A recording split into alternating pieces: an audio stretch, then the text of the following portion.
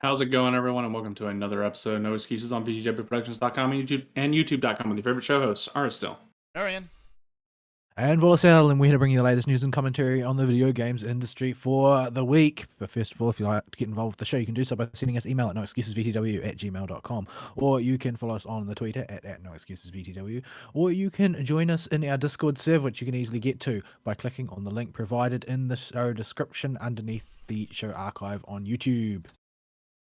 Yes, indeed. So, on the stream today, I'm going to be playing a little bit of Cryofall, which I have owned for a little while but haven't actually played very much because there was no proper single-player mode.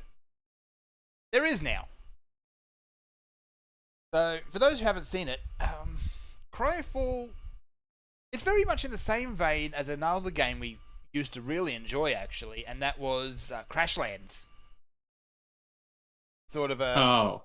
Yeah. Well, I say really enjoy it. I put some time into it, but it was a thing to do with my hands. Not a game I particularly was a super big fan of. I thoroughly enjoyed it. Because the loop just repeats itself with a new planet. Yeah. The game stops effectively after you beat the first planet. There's so little differentiation between the different planets. Yeah, well, the story ends pretty much at that point anyway. And any subsequent progress you make is just getting bigger numbers for the sake of bigger numbers with a slightly different aesthetic. There's no new functions added from memory, unless I'm just forgetting something. The bosses add new functions.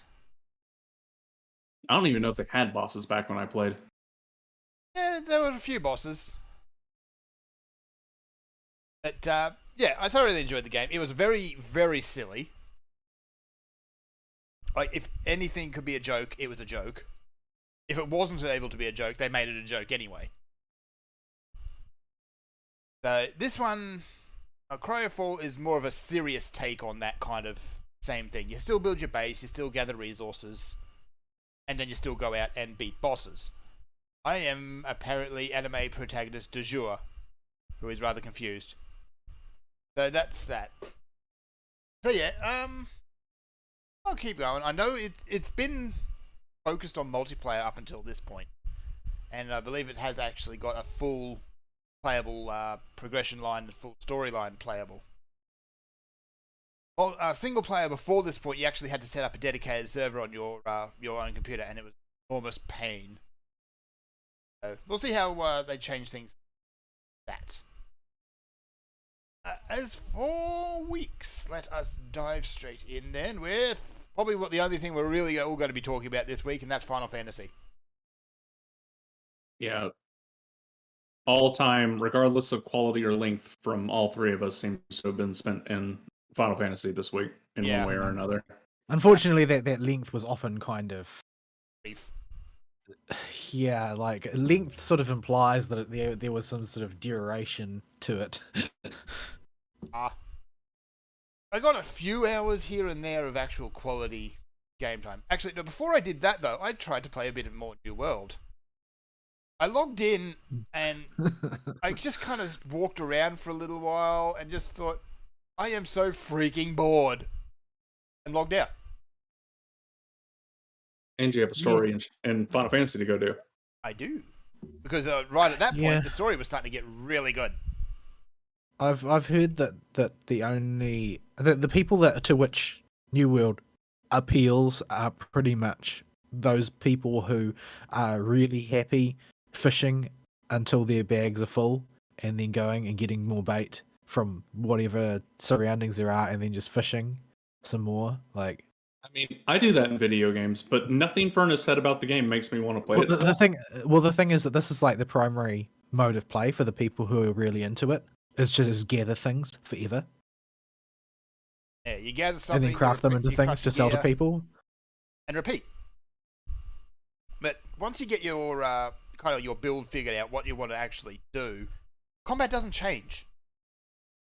Yeah, I've heard that you start out spam clicking, and then the only changes there are to that is that you will get a couple of skills which will, for an instant, break up your spam clicking. Yeah, but after that, then you're right back to spam clicking.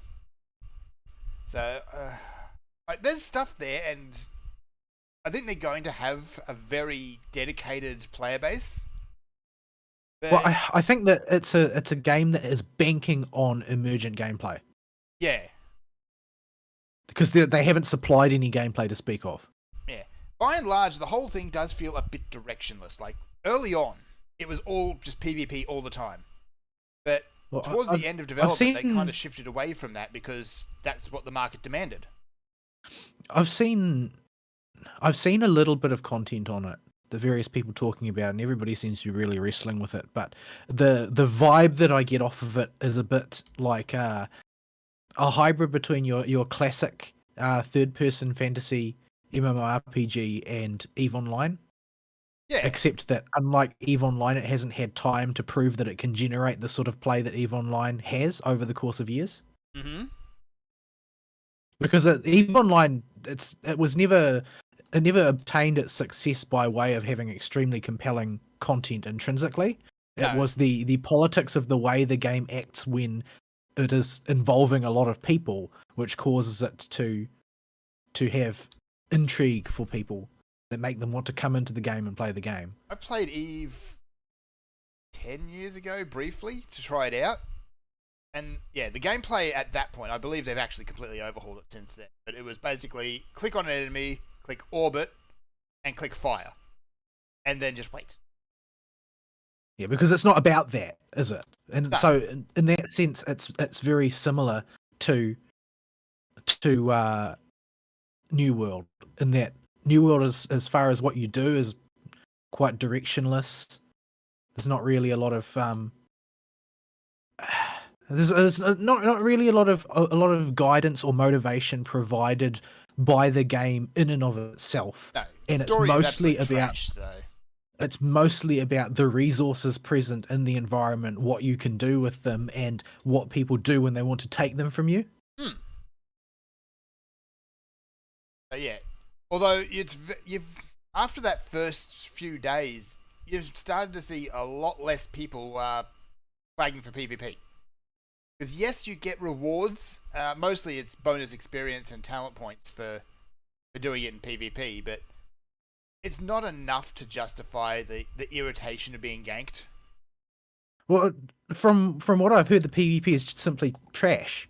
Yeah, it's Like, everyone the gathers up at only- the doorstep and smacks each other with a stick until there's only one side left. The only reason to actually do PvP is to make somebody else's game experience worse. Like Yes. that's the reasoning behind PvP. Yep.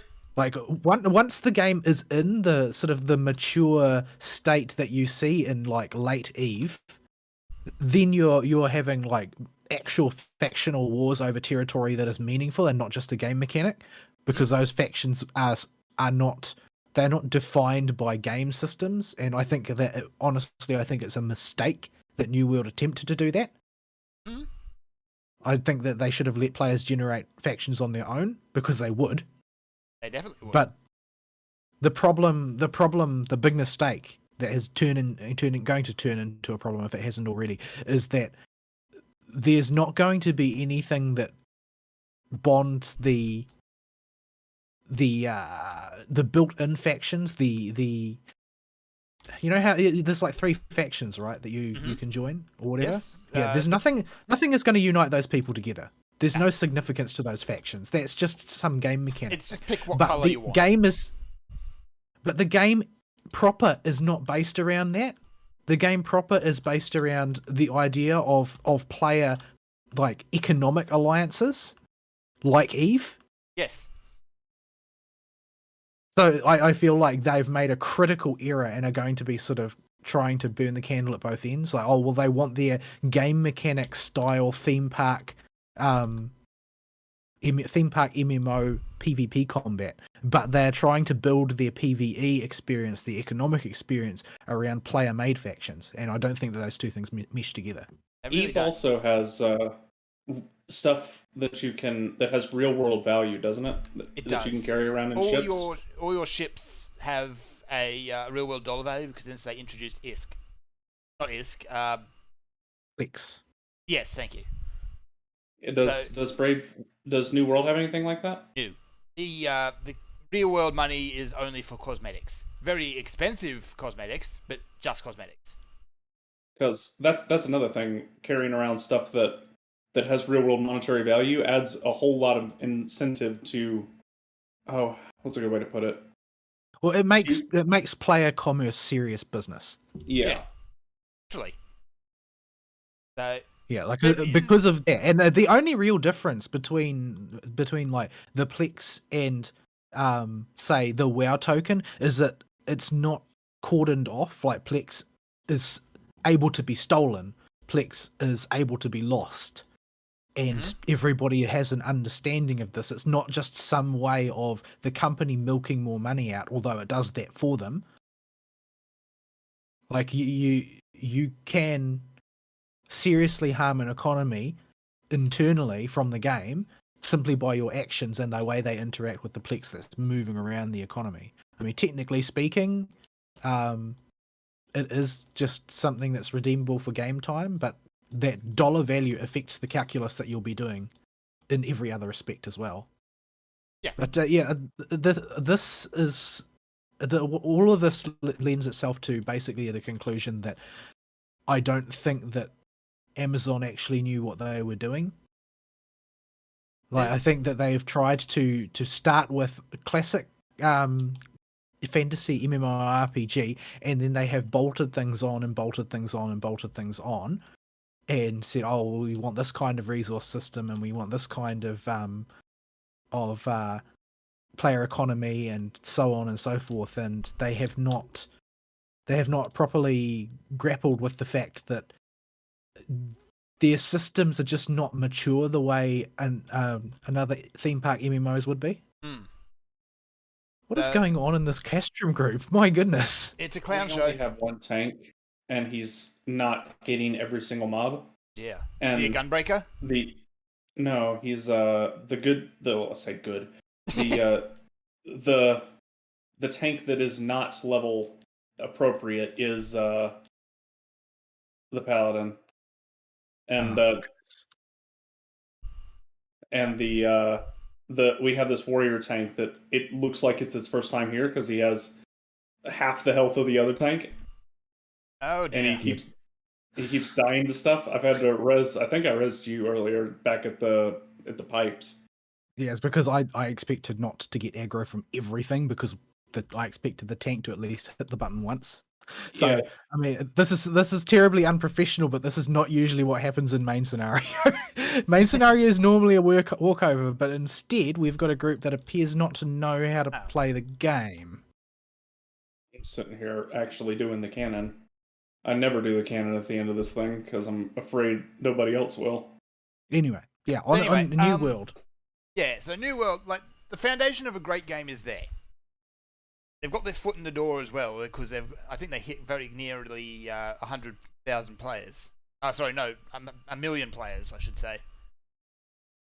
I'm not sure if they actually tipped over the limit on that first week or not, but yeah, they got close. So, oh wow, I'm away. That's unpleasant. Well, even if they have, everything I've heard about this game is not something that's good for player retention. Yeah. So by the end of next week, you'll be lucky to have an eighth of that. There's a lot of people who are starting to reach endgame now, and they're all just kind of going, well, now what? Now what? To do? Now what is never something you want players to say. I'm disappointed. Every time I see somebody set up the little ground icons in Praetorium or Castameridium, I ever since Deekbag has appeared in my mind as something you can spell with these things. Anytime somebody goes with boring old Sid, I'm disappointed. Yeah. I don't think that it's necessarily something so notable or commendable that you hit, 1 million players on launch, because the reality is that number always increases over time. That launch population will increase for each game based on how recently it was released, simply because more people are likely to know about it. More people are likely to dabble in it. Because people just are these days more willing to poke around at these things, and it's not like during the sort of the height of WoW clone mania when there were so so many in the market that people's attention was split, and people almost had sort of like a console wars analog. Yeah. And not to mention this is a buy-in game, isn't it? You don't have to pay a sub. Yeah, buy in, no sub. Yeah, so that's going to help people that or get a hold of it that They're just want asking to. $40 US, I believe.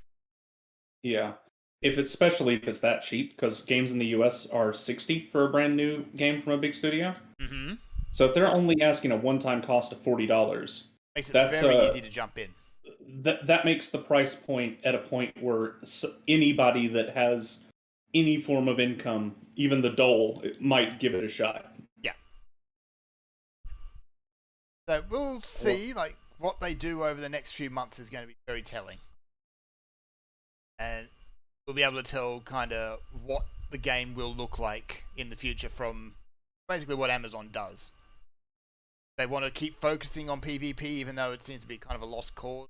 They want to actually tell a good story or, you know, whatever. I wish At I the could... end of the day, okay. I haven't seen anything that suggests that they even have a plan.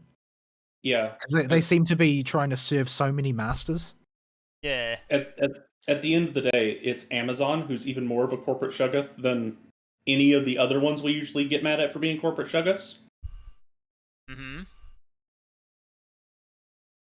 So they have no incentive to put any love into this thing. They're a blob monster that saw money in video games and said, "Video game good, we make more money too." Well, I mean, the opposite is also true. Like that's not going to be true of the people down at the development level. I'm sure they love their game a lot at that very low level who are intimately involved with the production of the product.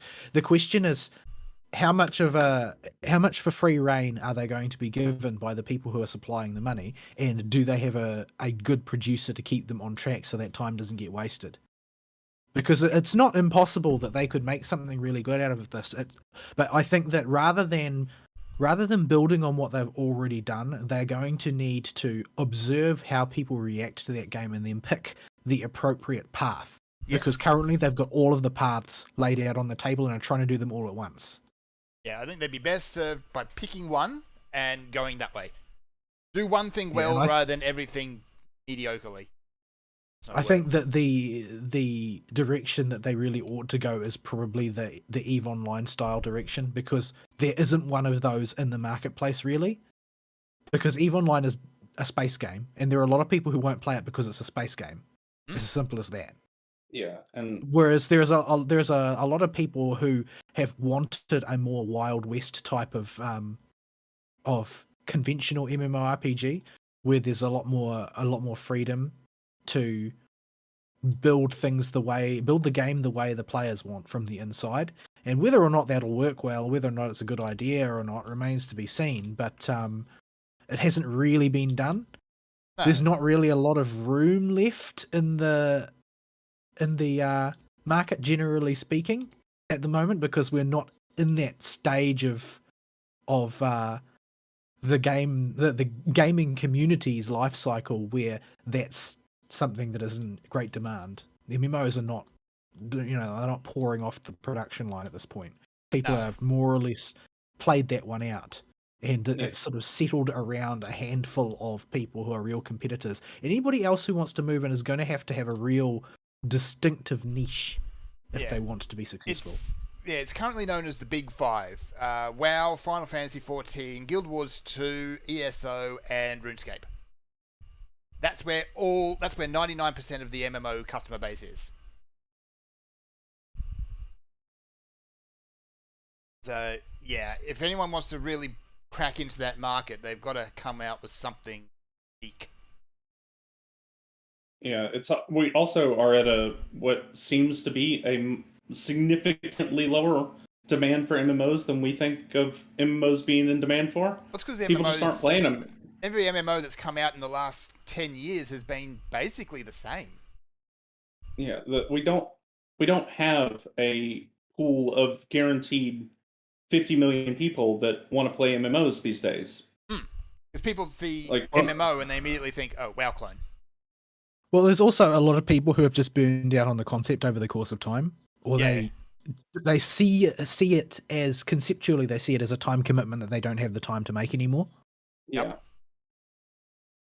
Like we used to have so much free time we could stay up all night drunk and go through Zanga March and level to max level in a week.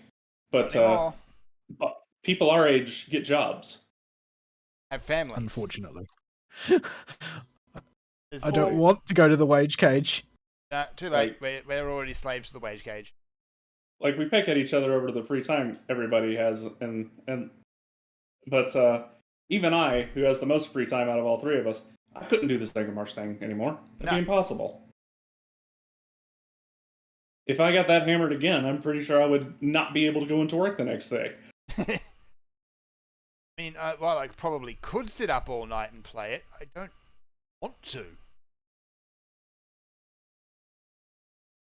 Sleep is good. I value sleep time now.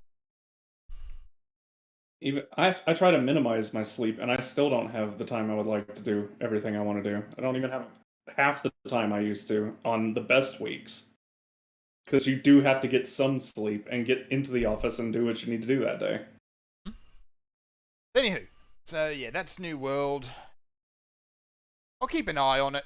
Like, I did like some bits of it, like the ability just to jump in the world and kind of wander off and get distracted by that thing over there, Skyrim style. That was great. But yeah. I just don't think that anybody should read anything into their launch success, because they are at the industry is at a point right now where World of Warcraft is withering and there's a whole bunch of MMO players sloshing about. It's not that New World is good, it's that New World temporarily has the attention of a lot of people, and this is its 5 minutes to prove itself. And if it fails to do so, that's it. That's it for the game. It doesn't have a future at that point. Yep. If they can't really capture those people now. A corporate shuggoth like Amazon isn't going to keep New World around if it doesn't have at least like 500,000 players, probably. That thing probably needs to have a minimum profit margin, otherwise they're just gonna... It's got to turn a decent profit. Yeah, they'll just shutter that thing. Yep. Alright, so yeah, for an actually good game that I did want to play was Final Fantasy, and I reached the end of Stormblood. I kind of ploughed through in the little time I had to get to the end. So I played through Yotsuyu's storyline, which I was very satisfied with the ending of that. Well, you've been looking forward to her thing for a while now. Because her boss fight is pretty cool, and the music is an absolute banger. But just the way that whole storyline goes out, like, she's a very, very villainous character when you first. And unfortunately, I was worried that she'd go, power of friendship, she's a good guy now. But for the most part, Final Fantasy XIV's actually avoided that.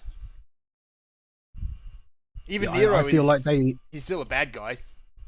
He just enjoys I feel being like a bad guy too they much. did I don't think Nero's a bad guy. I think he's a bad guy if being a bad guy helps him to achieve his aims at any given point in time. Yeah. I think that he's sort of a chaotic neutral. Like, he wants to do what he wants to do. And he also And that enjoys he pretty much only occasional serves maniacal himself. laugh. Well, I think that his maniacal laughs are more due to his fondness for things that he thinks of as cool stuff. Yeah. I mean, the guy's just a Nero- giant ham sandwich, so there's that too. But, yeah, Yotsuyu, her family turns up, and they are all kinds of just crazy. Oh, we told you. Incidentally, apparently it's really funny to watch the cutscene where her brother comes out as genuinely bonkers if you're playing a Lalafell. Because he ends up he gets right in your face. Now, if you're playing a large character like I am, he mad dogs you. But if you're playing a Lalafell, he crouches down and bends right over to get in your face. Which makes him seem even crazier. What are these people doing on this other cannon? Don't know. Jumping jacks, probably. I've been soloing this cannon, both loading and firing. I have no idea what anyone else is doing. I fired it once. Yeah, I see the Astrologian over there casting stuff on the boss. Like, So anyway, so yeah, Yotsu's that story had a very, very satisfying end, and she got the ending she deserved, I think. Yeah, I think that they pitched it perfectly right. Like, Yeah. they have in there her not escaping her karma, so to speak, but also there's sort of enough sympathy granted her for the fact that she was a product of her environment more than anything else. Yeah. So they still leave behind somebody who will mourn her, Yes. but they don't let her get away with it. Yeah. Her brother, however, he just dies horribly, and he completely deserves it. He's a simp. He goes down the way simps go down. He's a simp for Xenos. Yeah, he is a crazy gay simp. Yeah, the story progresses then. Xenos is revealed to be still alive, but with an Ascian running around in his face, because that's what they do. You get your first glimpse of Solus, who is... oh boy. He's a character. I like him. I mean, he's a genuinely horrible person, but I do like the bastard's sense of style. Which one is Solus? I get the He's the Empire. Oh, name. that's just the founder. the founder. Okay. Yes. I couldn't remember if that was his name or his kid's name. I forget what the kid's name. Mr. Frowny Emperor Face. Yeah. Looks like he's never smiled once in his life. I love it. Solus is... he's just all kind of cuckoo. So yeah, the story kind of wraps up for there. You get a very spectacular dungeon in at the end, which is on an active battlefield in the trenches. Yeah. Getting that thing in roulette when a bunch of people are new to it is that's an experience healing. Yeah. The second boss, I believe I just got ruined by AoE targets on that one. It's one of those fights where sometimes just the AoE will just fall in exactly the wrong pattern. And if you get caught in that, then you're pretty much screwed. The one that drills into the wall? That was the the lava? first boss, wasn't it? Maybe. I don't remember what order the bosses That boss are wasn't in that there, bad, but- actually. I quite enjoyed that. Except we did have an Astrologian healer who tried to bubble through the second charge. That ended poorly. Yeah. Yeah, you're supposed to dodge the first blast and then get out of the way of his charge. You can't bubble through the charge. You get smushed.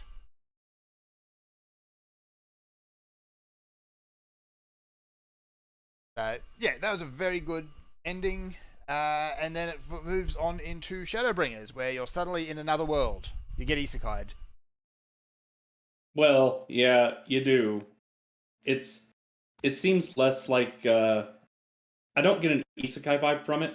You're No. not No Truck-kun. No truck. there's no Truck-kun, and the world has always existed and been hinted to exist since the start of the story. So it's like a place you just couldn't get to, but had always been there. Yeah, there's there's the source and 13 other worlds attached to it. Yeah, isekai. It seems like every other isekai, without exception, has placed the protagonist in another dimension that hitherto was unknown, but people knew about the first. Yeah, knew about the first.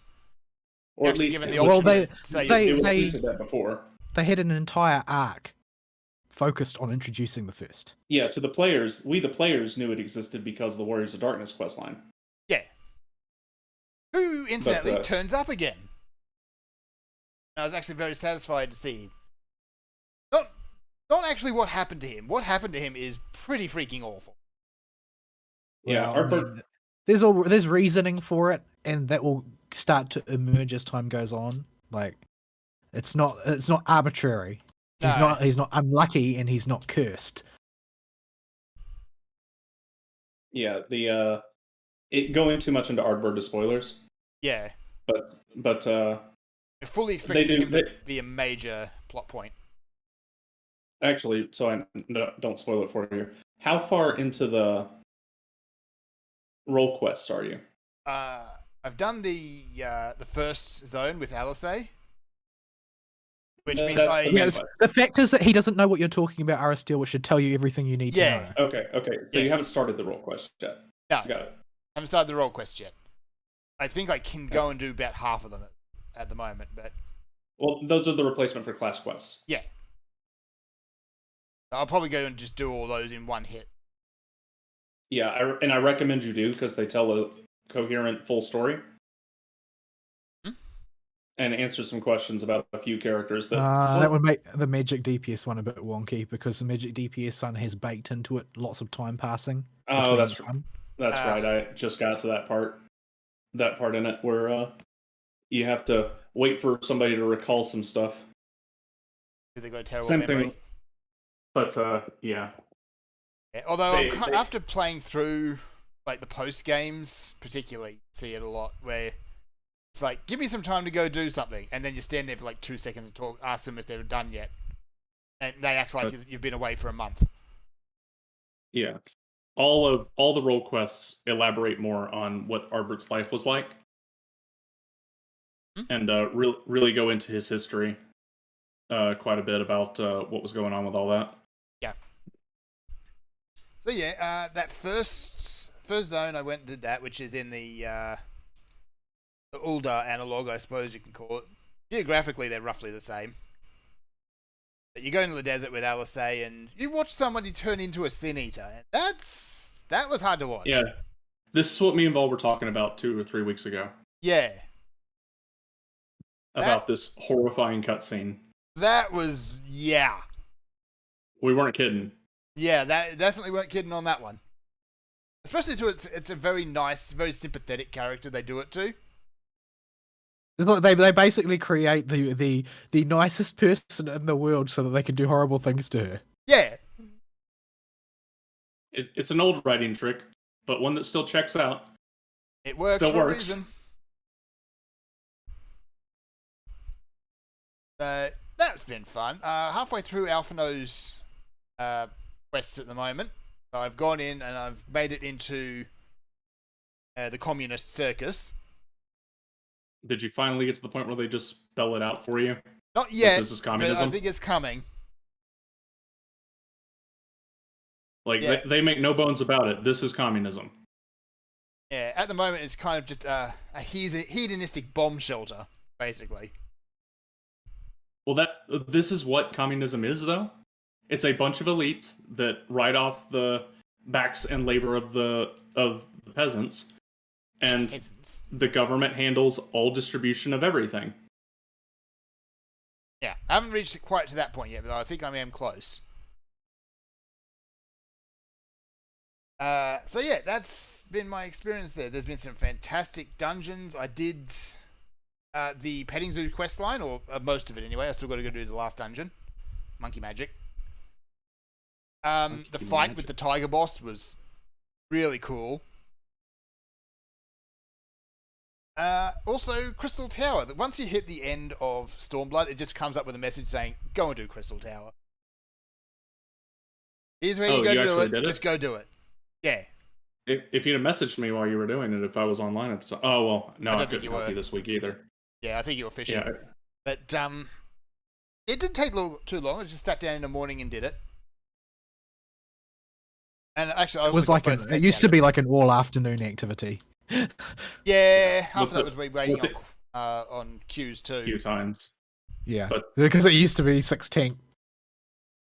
Yeah, but now with it brought down to 3 tanks and the influx of players on top of that, the queue times aren't that bad. If you're a DPS, sometimes you can get lucky and be the roll in demand even. Yeah, I heard that who was it? I think Asmongold, I think people said, were sort of popularized playing a tank, which is why you've got so many fresh tanks floating about who are all terrible. It's okay. They need a Yu-Gi-Oh player to forget to line of sight with a buffalo. Yeah. Be less bad, please. It'd be good. That'd be awful. Yeah, it's been a good old time. And once you kind of hit the downhill slope at the end of Stormblood, it doesn't stop. Yeah, this is what I meant by it's vary just one more chapter in Storm once you get to Shadowbringers. Yeah. The whole time I was playing through it, it was one of those times when I should really go to sleep right now, but just a little bit further. Just want to see what happens get to a next. better. Let's get to a little better of a stopping point. Let's get to it. Oh crap! It's 3 o'clock in the morning. If I don't go to bed right now, I'm literally going to fall asleep on my desk. Yeah. Yeah, I resolved that I had to just not play any story during the week because the odds that I just won't stop in a timely fashion were too high. Yeah. It doesn't help that when you come into Shadowbringers, there's a notable step up in terms of quest story production quality. Yeah, there's more voice actors, there's better voice acting, and even some of the things like when the warrior just lights get on his pulled own, you along. can still do stuff. Yeah, and the writing quality jumps quite a bit as well. Yeah. And especially coming off the roll down from Stormblood with all of that being left up in the air and setting up new mysteries after dealing with the split plot of whatever that place is called, Garabanya and or Alamigo and Doma.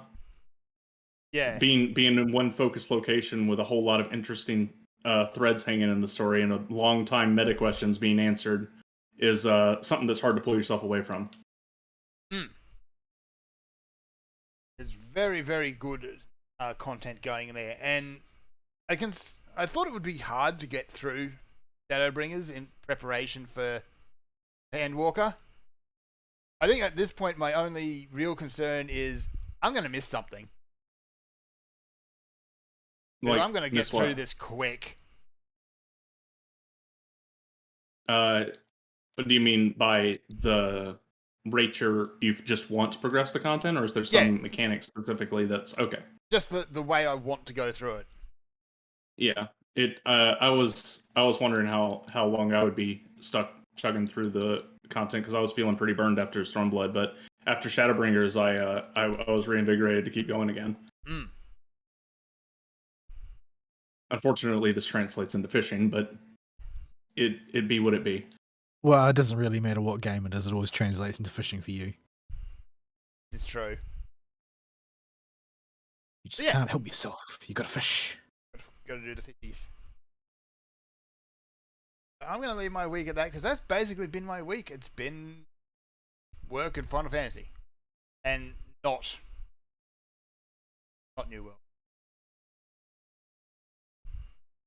I kind of feel a little bit of guilt because I've left a bunch of friends playing New World, and they seem to be enjoying it. But yeah, well, I mean, I don't think that doing something that you don't enjoy is a good idea. Period. Yeah. Oh, it's never a good idea. Just because your friends are doing it doesn't mean that your time is going to be well spent also doing it. It's true that playing with your friends can save a lot of things, but if ultimately it's just not fun, it's going to be hard. It's going to be hard for that to happen. Yeah, at worst, you're bringing all your friends down while you're playing because you don't want to be playing. Yeah. Shall see. Maybe I'll dip my toes back in at some point. We shall see. We shall see. I think that it might be more worth looking at once they decide what sort of game they actually want to be. Yeah, because they're kind of in the middle at the moment, and they launched undecided, more or less. Also, please make your story not crap. Well, I think you are actively raising your minimum standard at present by playing Shadowbringers instead. Yeah, that's true. Yeah, just wait until he gets near the end. When things get really nuts.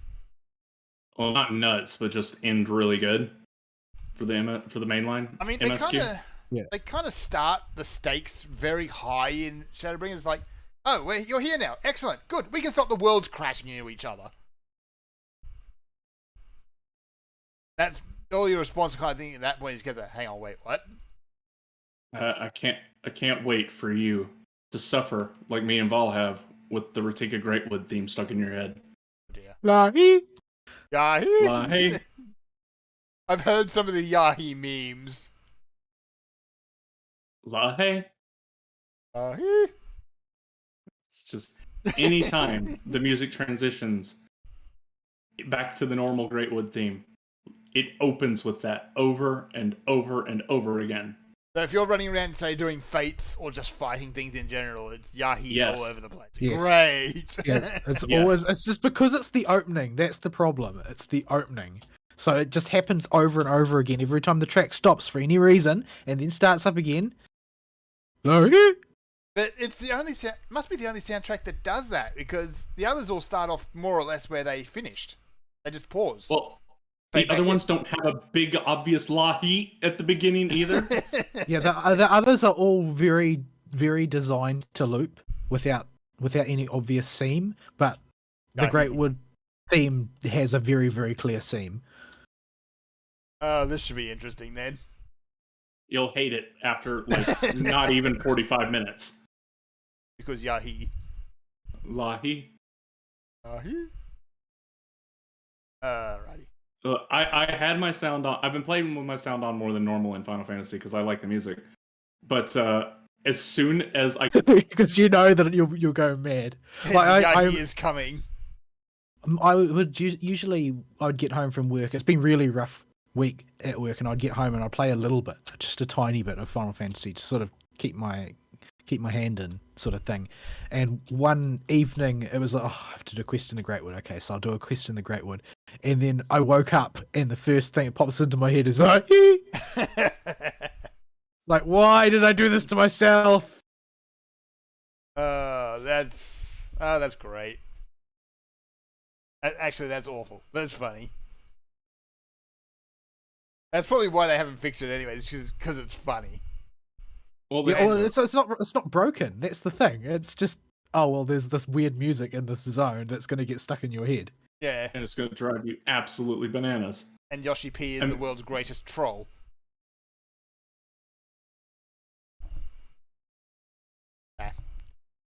Alright, we shall tangent. Vol, what you been up to? Not a great deal. It's been like I mentioned, it's been a pretty tough week at work, all told. It's not really like there's a particularly special reason for it necessarily, so much as just lots of little things are built up. But it's caused me to, be exceptionally worn out at the end of the day and just not have a lot of time. I had a lot of late nights and I get home and it's, oh, well, there's time for me to eat and maybe do one quest and then go to sleep. Great. Only Land event and FGO came to an end. I absolutely whomped the challenge quest this time. And I know it's one of the easier ones, but it was just like, well, the difference between this time and last time is that this time I have my own waiver. So I can use double waiver and spin up the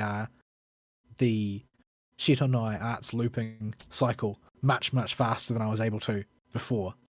And so I was able to crush that challenge quest, which is good because I've gone off challenge quests because the design seems to be leaning further and further towards we need to find ways to cheat to prevent players from beating this easily because our fundamental game system is just not complex enough to have really deep and interesting challenges most of the time.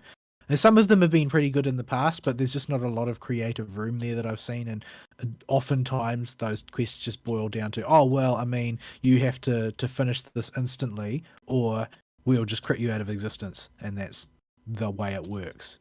So, I'm not really a fan of those, but unfortunately they put the missable stuff on them. So I don't have much of a choice but to just knuckle down and do it. Unfortunately. Anyway, that's over now. I almost entirely cleared the shop because I got quite a bit of farming in on the raid phase of the event. And so I'm back to farming eggs of truth. The hell activity that everybody is stuck in right now. Farming eggs for when Space Ishtar comes out. Because basically everybody wants Space Ishtar. Me, I just want another Rinface, more or less, but she's a very good farming unit, and what's more, she's colour agnostic, so you can support her using any support in the game. Because she can change the colour of her Noble Phantasm as one of her skills. Oh, that's handy. So, yeah, so she's an all-purpose utility knight in the Avenger class, so she's neutral to virtually every node in the game and can be supported by whichever combination of meta supports you've got.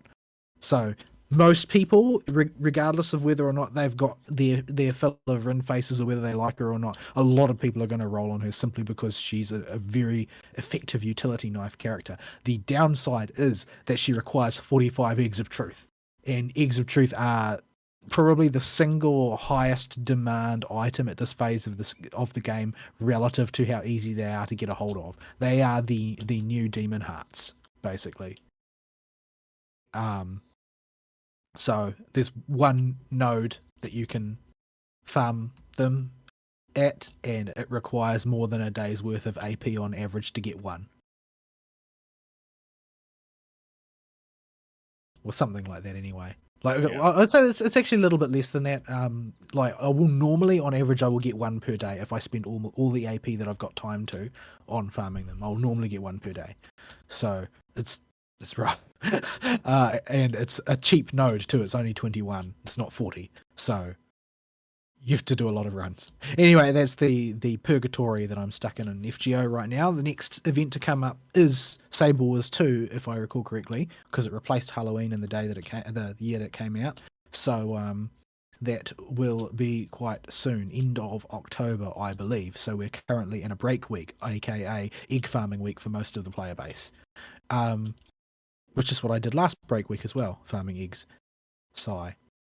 Anyway, so that's FGO. As far as the anime is concerned, I haven't watched any new anime this season yet. I just, every time I look at the list, what are the new shows airing, and I'm just like, I think I'll just try and get caught up on My Hero Academia. At least I know that that's good. Yeah, and we're finally in a decent story arc for it. Yeah, and it's not even just that so much as like there's nothing cool. Like there are no ideas there, no plot synopses or anything have piqued my interest in the slightest. They're just so banal. I will probably sort of strain myself to watch a couple of them, but nothing seems to have the sort of charm to it that, like, even when it comes to isekai, for instance. Like, if you take a random one that got made, like Slime Time, for instance, there's a certain charm to the idea. It's like, oh, well, it's an isekai, but he's reincarnated as a ball of goop in a cave, and he can't see, and he can't smell, and he can't talk. So how's he going to work his way forward from there? Okay, so you've got an idea in an extremely tired genre, but at least there's, you've done something with it. But if you look at the equivalent this season, it's like, oh, the plot synopsis is like, this guy is like, he's not cool and he's fat and ugly and people don't like him in his world, and he goes to another world and he becomes super popular because he becomes handsome and powerful and stuff. Yeah. Like, that's the plot Reasons. synopsis. Yeah. He eats a magic fruit One Piece style or something like that, and it makes him handsome, and he becomes popular and stuff. Like, is that really the best you can come up with? I mean, I'm being unfair to it because I haven't watched it, and there's probably more nuance to it than that because it did get approved, it did get greenlit at a time where it's going to be obvious to the people funding these shows that they need to be more discerning now because the bubble has burst on isekai. But nevertheless, if even your synopsis is not able to make me do anything other than groan, you need to try harder. Go back to the drawing board. Oh dear. I'm here to tell you, Shatterspine Dive plus doing the Toad Fate where all of them have Death Grip leads to some very interesting abilities to maneuver, or ways to maneuver the battlefield that are clearly not intentional. I see. Just that was thoroughly distracting. Anyway, put a pin in the isekai thing too, because I'm gonna come back. I'm gonna come back to that when we get to our week, because I got something actually to talk about other than one video game, and you just reminded me that I can totally talk about that. But we'll save it for later, because. So Right, that's so what I'm saying. Right. What other media? Oh, right. I'm reading the third book in Combatants Will Be Dispatched, which is the book that follows the anime. The anime is the first two books adapted. The third book is. I'm not gonna. I don't really know how to describe it because it's very Combatants Will Be Dispatched. Oh dear. But basically, it centers around Grim doing her duties as the bishop of her evil god religion, which basically she's in charge of running Halloween or the Bond Festival or whatever you want to frame it as for the local culture. And Right. she does this by basically creating a lot of stuffed animal dolls or whatever, and on that day the spirits of the dead will come and inhabit them, but dolls can't talk, so she translates for them and stuff. And so people come to her with thinking that they've found the doll which is inhabited by their loved one or whatever, and she'll translate for them and so on. I'm assuming said translations end up being "I will eat your face" or something like that. Well, no, generally speaking they're pretty normal, except that Grim is not necessarily that kosher with other people having happy relationships when she doesn't. Yeah, she's got a very loose grasp on reality at the best of times. It's true. I think that at one point Six in the book, Six describes her as, I think he says to her, "You are the single thirstiest person I have ever met." Okay. Considering the source, that's not necessarily a compliment, but yeah, as an expert opinion. Also, at this stage, Kisaragi Corporation is sort of like they've established sort of an outpost with a bunch of combat agents have gone over to that world to sort of basically act as a competing organization for the Demon King's army, who are for hire. And the thing is that, as it turns out, a lot of the old hand combat agents are, let's just say, Six is not unique. He's just a product of his culture. Oh no! Is that the protag's name? Yeah. Yeah. Okay. Agent 6. I've only seen like the first or second episode of Combatants Will Be Dispatched. And so the thing is that a lot of their culture is driven by the functional need to acquire more evil points. So, but they've got their own sort of twisted honor. There's things that they don't do. Like, it's, for instance, Kisaragi Corporation rules, I don't know whether these are the formal or informal rules, it's not really clarified, but the rules stipulate that pedophiles are to be executed. You can't get evil points for that. You just get executed. Good. And this judgment is allowed to be unilaterally, extrajudicially carried out by any combat agent. So that's a note. Sounds like a good rule. Yeah, I don't see a problem with this rule. But there's a scene where Tillis demands the presence of Six and Alice to complain about how she woke up to find the naked Agent 10 bending over her bed, and Six doesn't really believe that he was going to rape her or anything like that. He thinks that doesn't make sense. So he goes off to interrogate 10, and he comes back and says, "Oh, don't worry about it. He was just looking for somewhere to poop." Okay. And the Tillis's response in the book is just a series of exclamation points and question marks. Yeah. So yeah, it's basically the story is a much crasser version of Konosuba. Oh dear. Which is really saying something. Yep, it is. You got Konosuba. Well, no, it doesn't even come close to the lewdness of Combatants from the little bit I've seen. I was going to make a thing with Darkness and how she exists and is totally a thing, but then I thought, nah. The guy literally uses points he accrues in his brain to buy pornography in Combatants. Yeah. Well, I mean, he doesn't as much as you might think, because there is always reasons he has to blow all of his points on other things. Actually productive things. Yeah, because he's more or less forced into it. Like, he was the reason why there's this sort of emergent culture of breaking into the princess's room to do strange things is because that pays off a lot of evil points, and the combat agents have to fund the establishment of the Kisaragi base in that world using evil points. So The Yeah. princess does kind of bring it on herself half the time. Yeah, she's a bit of a schemer. She doesn't deserve some of the things she's had to be exposed to, though. No, not all of But them. but yeah. So I'm still enjoying it. It's not like the most incredible writing in the world, and it's not like full of deep themes or anything like that. But it is a laugh. It's definitely a laugh. Go on. Okay. So gaming wise, the rest of my time was basically dumped into Final Fantasy, but like I said, it wasn't really that much. So the only play I really did was last weekend, was the last big chunk. And in that I managed to get to the end of the main story quest. And I don't really want to add anything to that commentary because most of what Ari said when he finished applies, and anything additional that I add would be spoilers. So yeah, I had a good time. I enjoyed it. I thought it came to an end well. It was like it felt a little bit like a super more polished version of the way the main story quest ended in A Realm Reborn. Yeah. Where you're freeing Thancred from Lahabrea's influence, and so you banish him and so on and so forth in this big dramatic finale, and it's sort of like a very much more polished and refined version of a similar sort of story arc.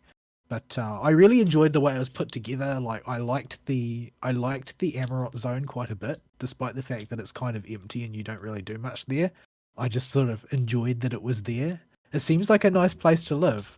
I'm not surprised that the bad guy wants to get it back. But yeah.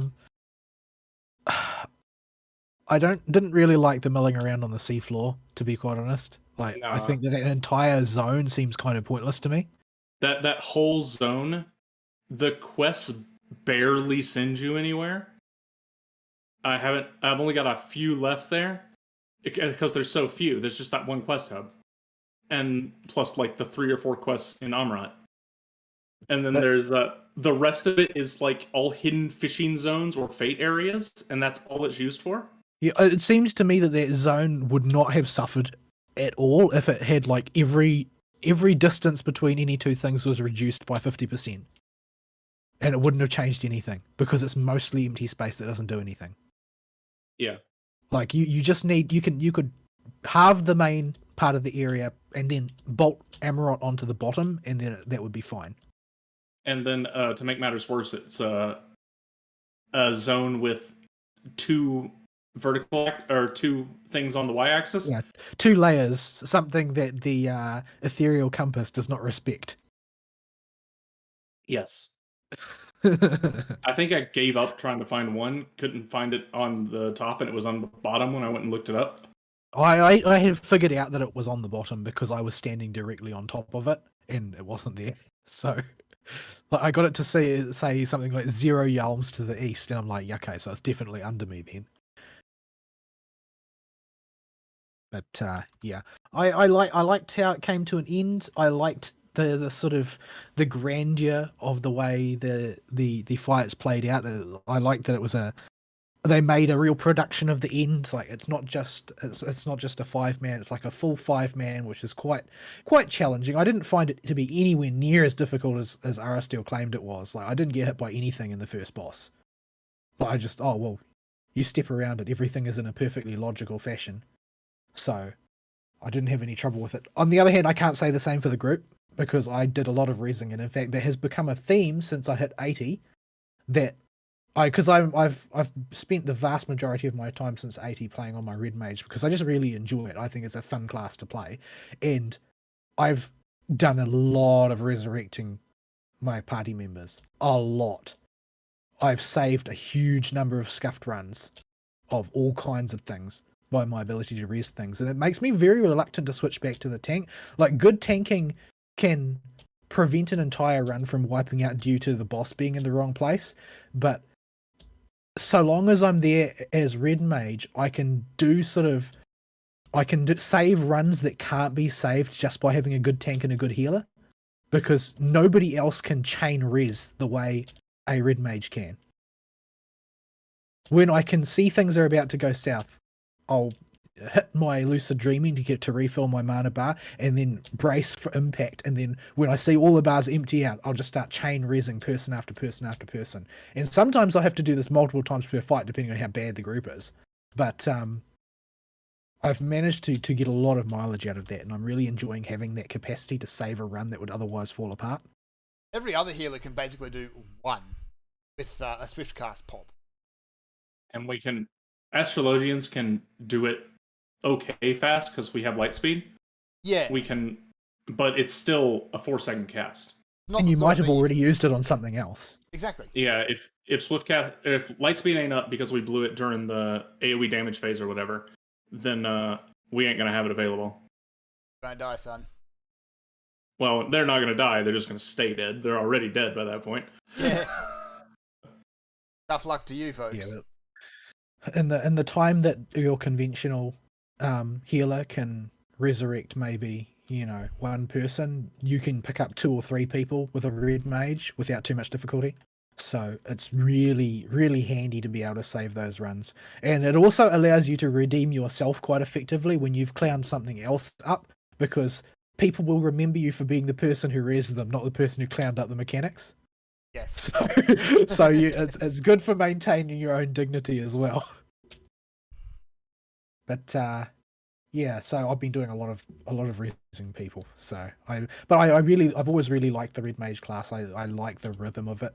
The sort of I set it up as a sort of on my bars, a sort of left-right oscillation and then a forward-back oscillation on the grander scheme of things. So there's sort of like a particular path that you take through your rotation that makes a lot of sense and is very easy to pick up where you were when you drop it, but when you do drop it, you get punished very severely on the DPS. It's much more severely than most classes. I think probably the Black Mage gets punished very harshly for screwing up. Yeah. And Monk gets punished quite badly as well. But Red Mage, you don't just lose your place, you're actively penalized. You take a resource generation penalty if you let your magic slide out of whack.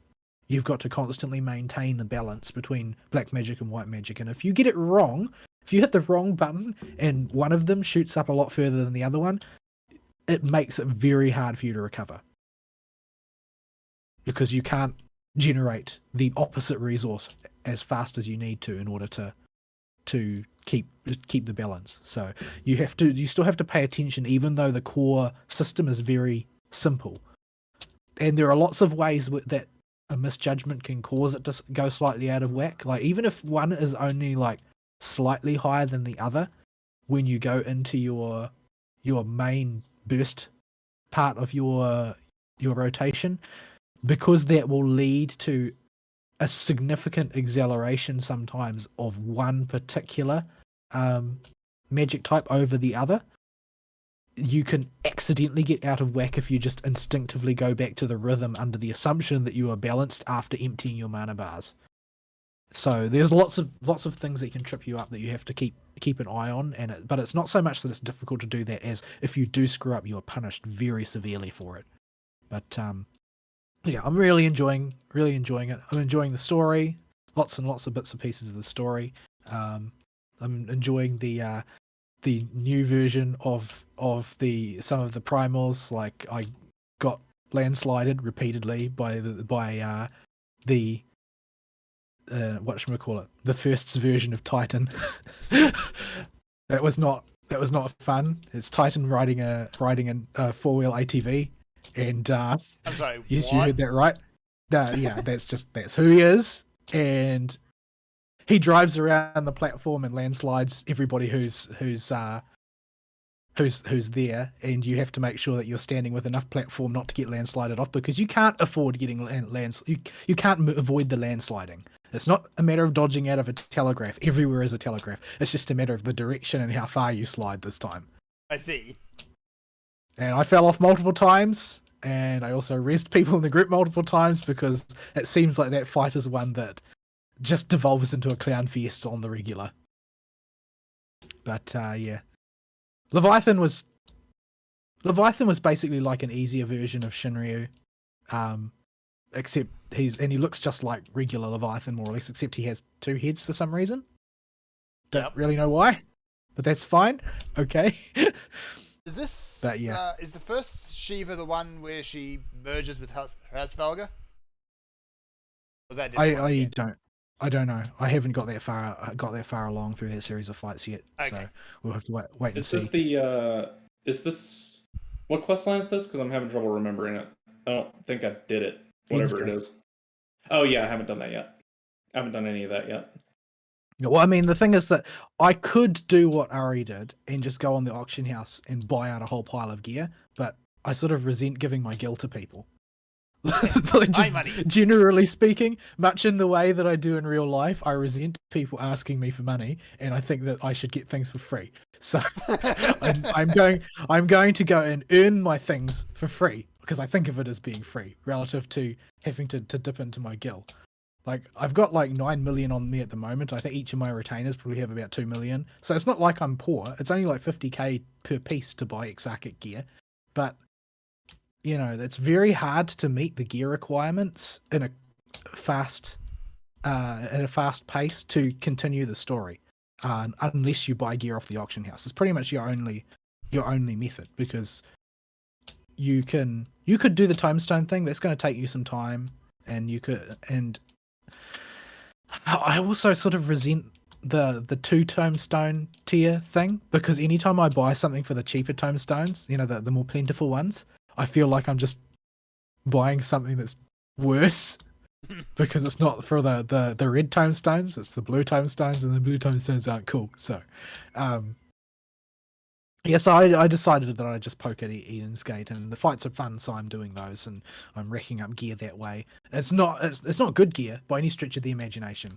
Like, it's like item level 450 or something, but you need to sort of crawl your way up to meet all of the stiff requirements on the story dungeons going forward, because the only way through story dungeons to meet the requirements is quite literally to repeatedly do that one dungeon until you have every piece of gear for your job from that dungeon, which would take a humongous amount of time. That can take a lot of time.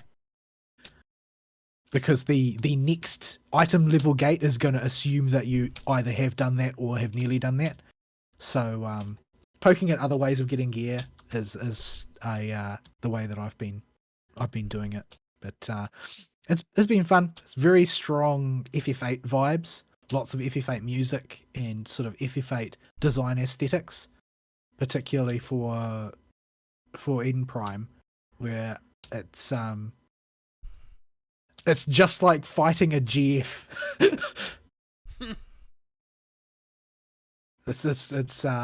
It does its like big cinematic attack thing where you can't do anything except stand there and take it, while it does a very lengthy attack where it shoots you out into space and stuff. It's like completely over the top.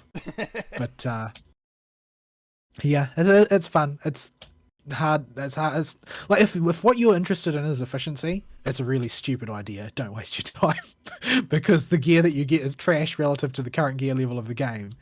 But yeah, I'm enjoying doing the fights, even if they are a little bit silly at times. I mean, I did not expect Titan to have just decided he wants to ride a 4-wheeler ATV around the platform, but he did. So I guess that's how it's going to be, isn't it?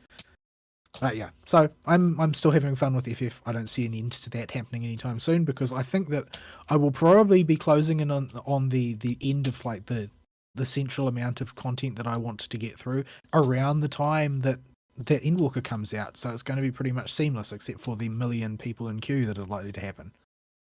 Aside from the MSQ, what else are you trying to accomplish before Endwalker comes out? I haven't really made a firm decision about that. I would like to. I want to clear the Void Ark dungeons. I want to clear the Rabanastre dungeons. I want to clear the Yorha dungeons. I want to have seen all of the sort of the main clumps of content for the past few expansions before I exit this one, so that I'm entering with sort of not missing any knowledge. Because I've seen rumors floating about that you kind of need to know a bit about the way the Void Ark stuff is put together in order to make sense of some of the things in Endwalker. Is that the Omega stuff? No, Omega's another plot line Oh, entirely. that's Stealth Escape or whatever. The Omega Scape, Alpha Scape, all those Scape. They are ones that have definitely been announced that you should play them because the story will be relevant later. The intuition that we should also go through the Void Arc ones, that's from players that I've seen that. They think it's definitely definitely a strong candidate to be important for Endwalker. And we've seen that before, right? Because of the Crystal Tower thing. Crystal Tower was never a compulsory piece of content until Shadowbringers came out. Yeah. It had never been called back to until Shadowbringers, and it's from A Realm Reborn. So any piece of content that happens in the past could easily be dredged out as something that, oh well, you will be able to appreciate this point in the story more if you've done this content type of thing.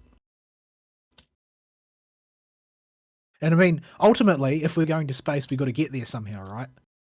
Because there's not necessarily an ethereal connection, a clear ethereal connection between the planet and the moon. And I doubt we're going to get isekai'd up to the moon this time. On the other hand, the Void Arc is basically a spaceship. Void Arc is on the logo. Yeah, I thought that might be it. I mean, it looks like a Star Destroyer. I mean, what are you going to do? It does, actually. I don't know for sure, but the Void Arc is a spaceship, and we are going to space because this is a JRPG, and that's what you do. So, space. Where presumably there are no longer Nazis. Because Nazis seem to always appear on the moon. It tends to be where Nazis end up sooner or later. Yeah, Nazi moon base. But yeah, so I just want to clear a lot of those clumps of content, just for the experience, because honestly they're just fun to do. Like when I've got time, sometimes I just queue up for some of the dungeons and just do them because I like doing them. I admit, I kind of want to do the Yorha stuff just to see exactly how they tie it all in. I doubt you'll understand it. Yeah. I'm not expecting to understand it. I've read a good chunk of Yoko Taro's extra work for the Nier stuff, and it still doesn't make any sense. Yeah. But yeah, I'm looking forward to just doing that stuff to do it. I enjoy the dungeons in this one much more than I did. Because when I was last playing like really, really heavily was in Heavenswood. And the Heavenswood dungeons, most of them are not good. At the time that I was playing, most of them were not good. Some really nice ones came out later, but the ones at the time, it's like every day, never reap, never reap, never reap, never reap, never reap. If you were lucky, you might get anti-tower, but mostly never reap. But yeah, it was dull. And when you're doing your leveling ones, it was always like, oh well, it's like eerie and stuff. Like nobody likes eerie. It's just like a bunch of stone platforms and then a dragon. So it's not that there wasn't good dungeon content. Like there was I liked the vault, but I got the vault like twice ever. So I was pretty disillusioned with dungeons back in Heavenswood, but in Shadowbringers I've just really liked most of them. Because the fights are really interesting and the surroundings are cool to look at. Like, pretty much the only one that's kind of boring is Holminster Switch, and that's the first one. So, yeah, I think they've done a really good job of it, so I've enjoyed just doing them to do them. Which is a good place to be if you are a dungeon designer, is to have people thinking that way. Even though Holminster Switch is the simplest and least interesting in both terms of design and mechanics, the first boss, comparing it to other MMOs, if you're coming into the first dungeon of an expansion, like that's a lot of goop on the ground to dodge. Now it all follows a very easy pattern, but it's still a lot of it. No other MMO would have had the nuts to make the first boss like that. Most MMOs will not be so sanguine about presenting you with like a postage stamp sized piece of safe land to stand on.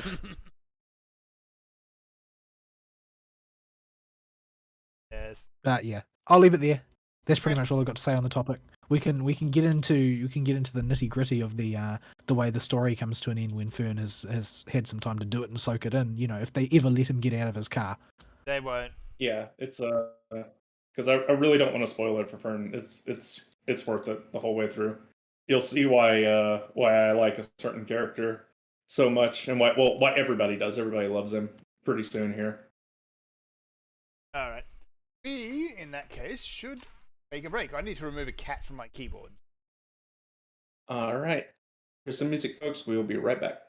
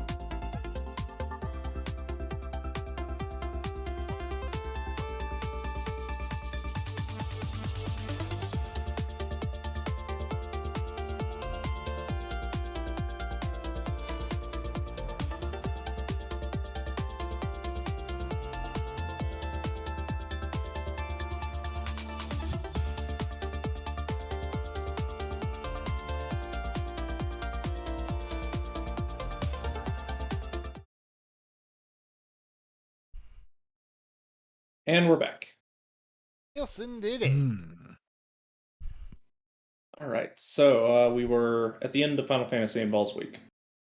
Yeah. Yeah. I suppose the only other thing that I could say about the story that sort of surprised me is that it actually made me really, really, really suddenly, viscerally dislike Elidibus, where I didn't really care about him before. Oh. Yeah. Like Elidibus was like, he was kind of like a loser, nothing, Essien. And it's not like I've seen him do anything particularly notable or anything, but it's just like his attitude the next time you really meet him shifts pretty dramatically, and he's just, I don't like him. I want to kill him.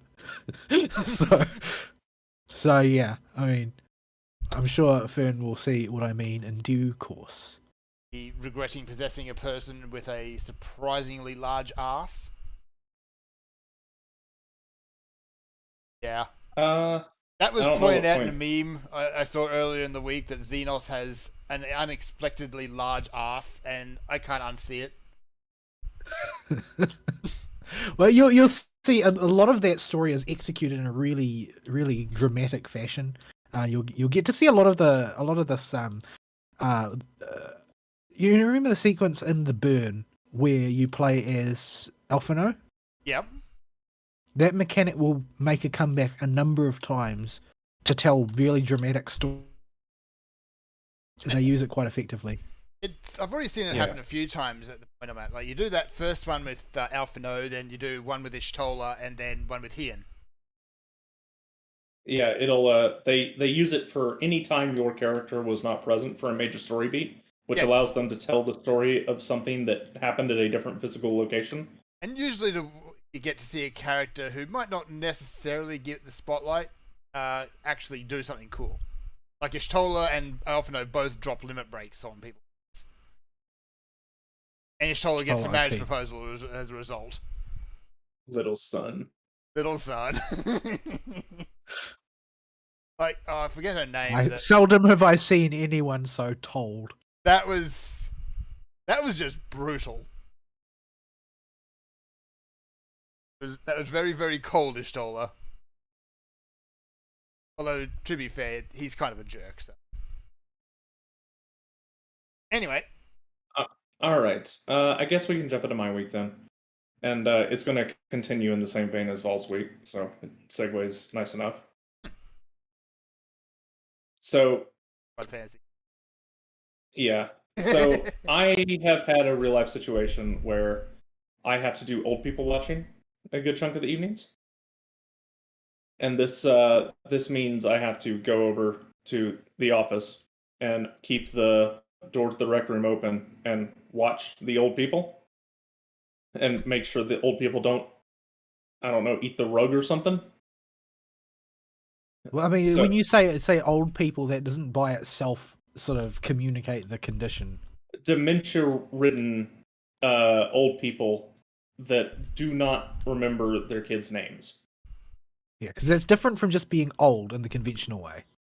Yeah, this is they cannot take care of themselves anymore, and the people, their children cannot perform this task. It is too much responsibility for them, and the opossum is terrible at it, even though it's his wife's parents. So I have been nominated. So this means, yeah. So for the past 2 weeks, in the evenings, a good chunk of the days of the week, I will be stuck in that office, having to keep an eye on them and do little things like go get them their food, help them up off the couch,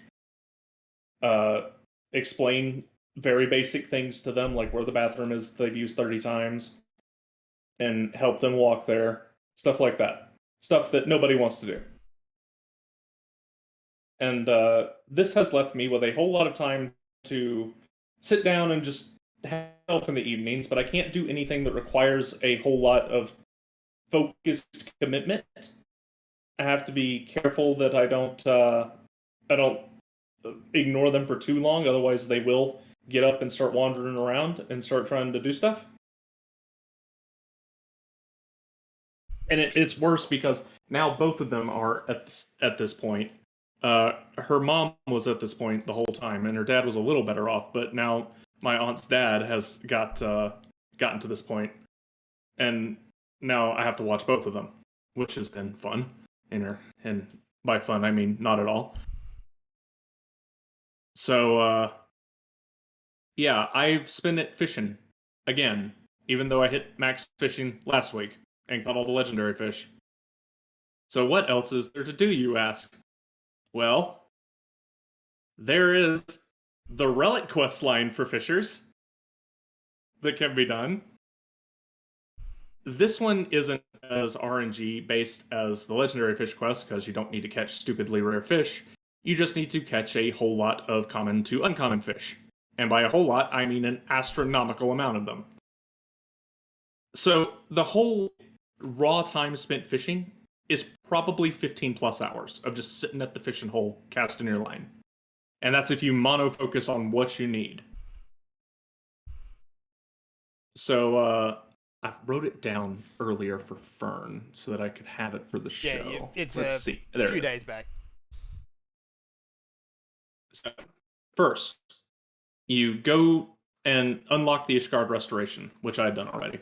And then outside the area where the festival takes place, all the quests for that, there's a dude with a lady in Foundation that will send you the sky or near the Aetheryte Plaza.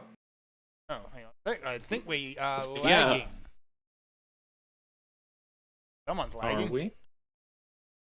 Pickle. Pickle. My Pickle. internet's still green to me. Okay, I think Am I Discord's just roboting? having a moment on my end. Yeah, you're it all good now. sounds Just normal. You spiked a little bit on my end. so but Discord's only having a you. moment. As is its wont.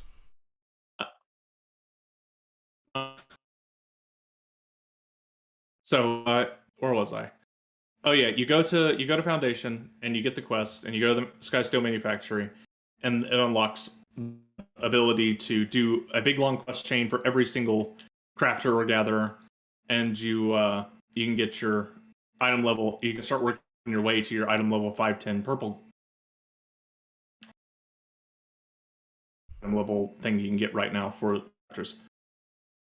Fishing rod, the first thing you gotta do is buy the base first, which is like 440. When you get at that level, it's not very special. I think it might actually be worse than the best one you can buy that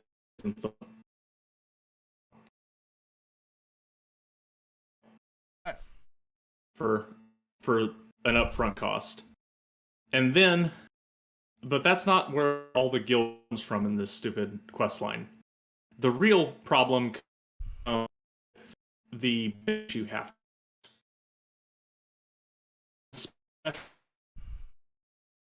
Fishing holes from Stormblood back called, where is it? What's it called? I got it in my bag.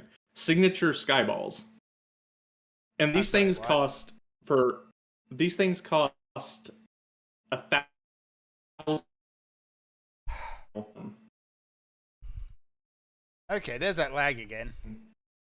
It's It must be on your end because I don't. yeah. Pausing it though, so that's interesting. Should I wait for you to Carry on. I'm going to get see what I can corrected? do to fix this. Right. So yeah, you get this bait that adds up over time, and you need probably about 3,000 of it. So you're looking at 300,000 in bait. And then you go to the fishing holes.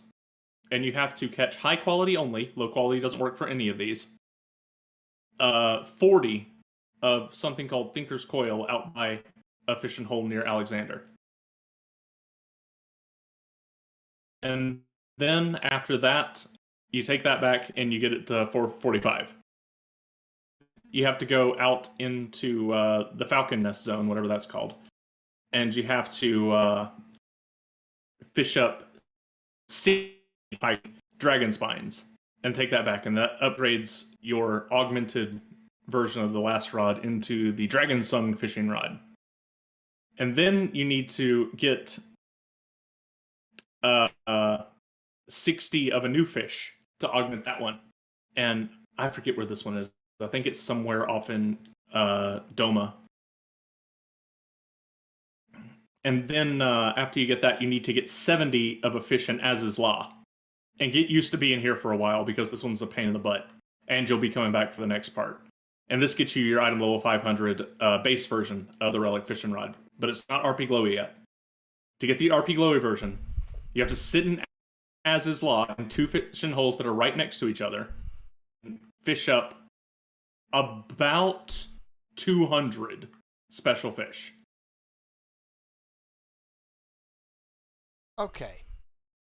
We seem to be moderately okay for the moment, but it looks like it's a weather event. Okay, so it's storming outside or something, and It's that's what's trying making it to. late? There's wind and there's a little bit of rain. So, Yeah, shenanigans. I see. Yeah. So yeah, that's just kind of what you do there. And after you catch these 200 fish, you can, or these 100 and 200 to 200 fish that you need, you go turn those in, and you get your super glowy fishing rod. So that occupied most of my time. There was no point in doing this. It'll be replaced by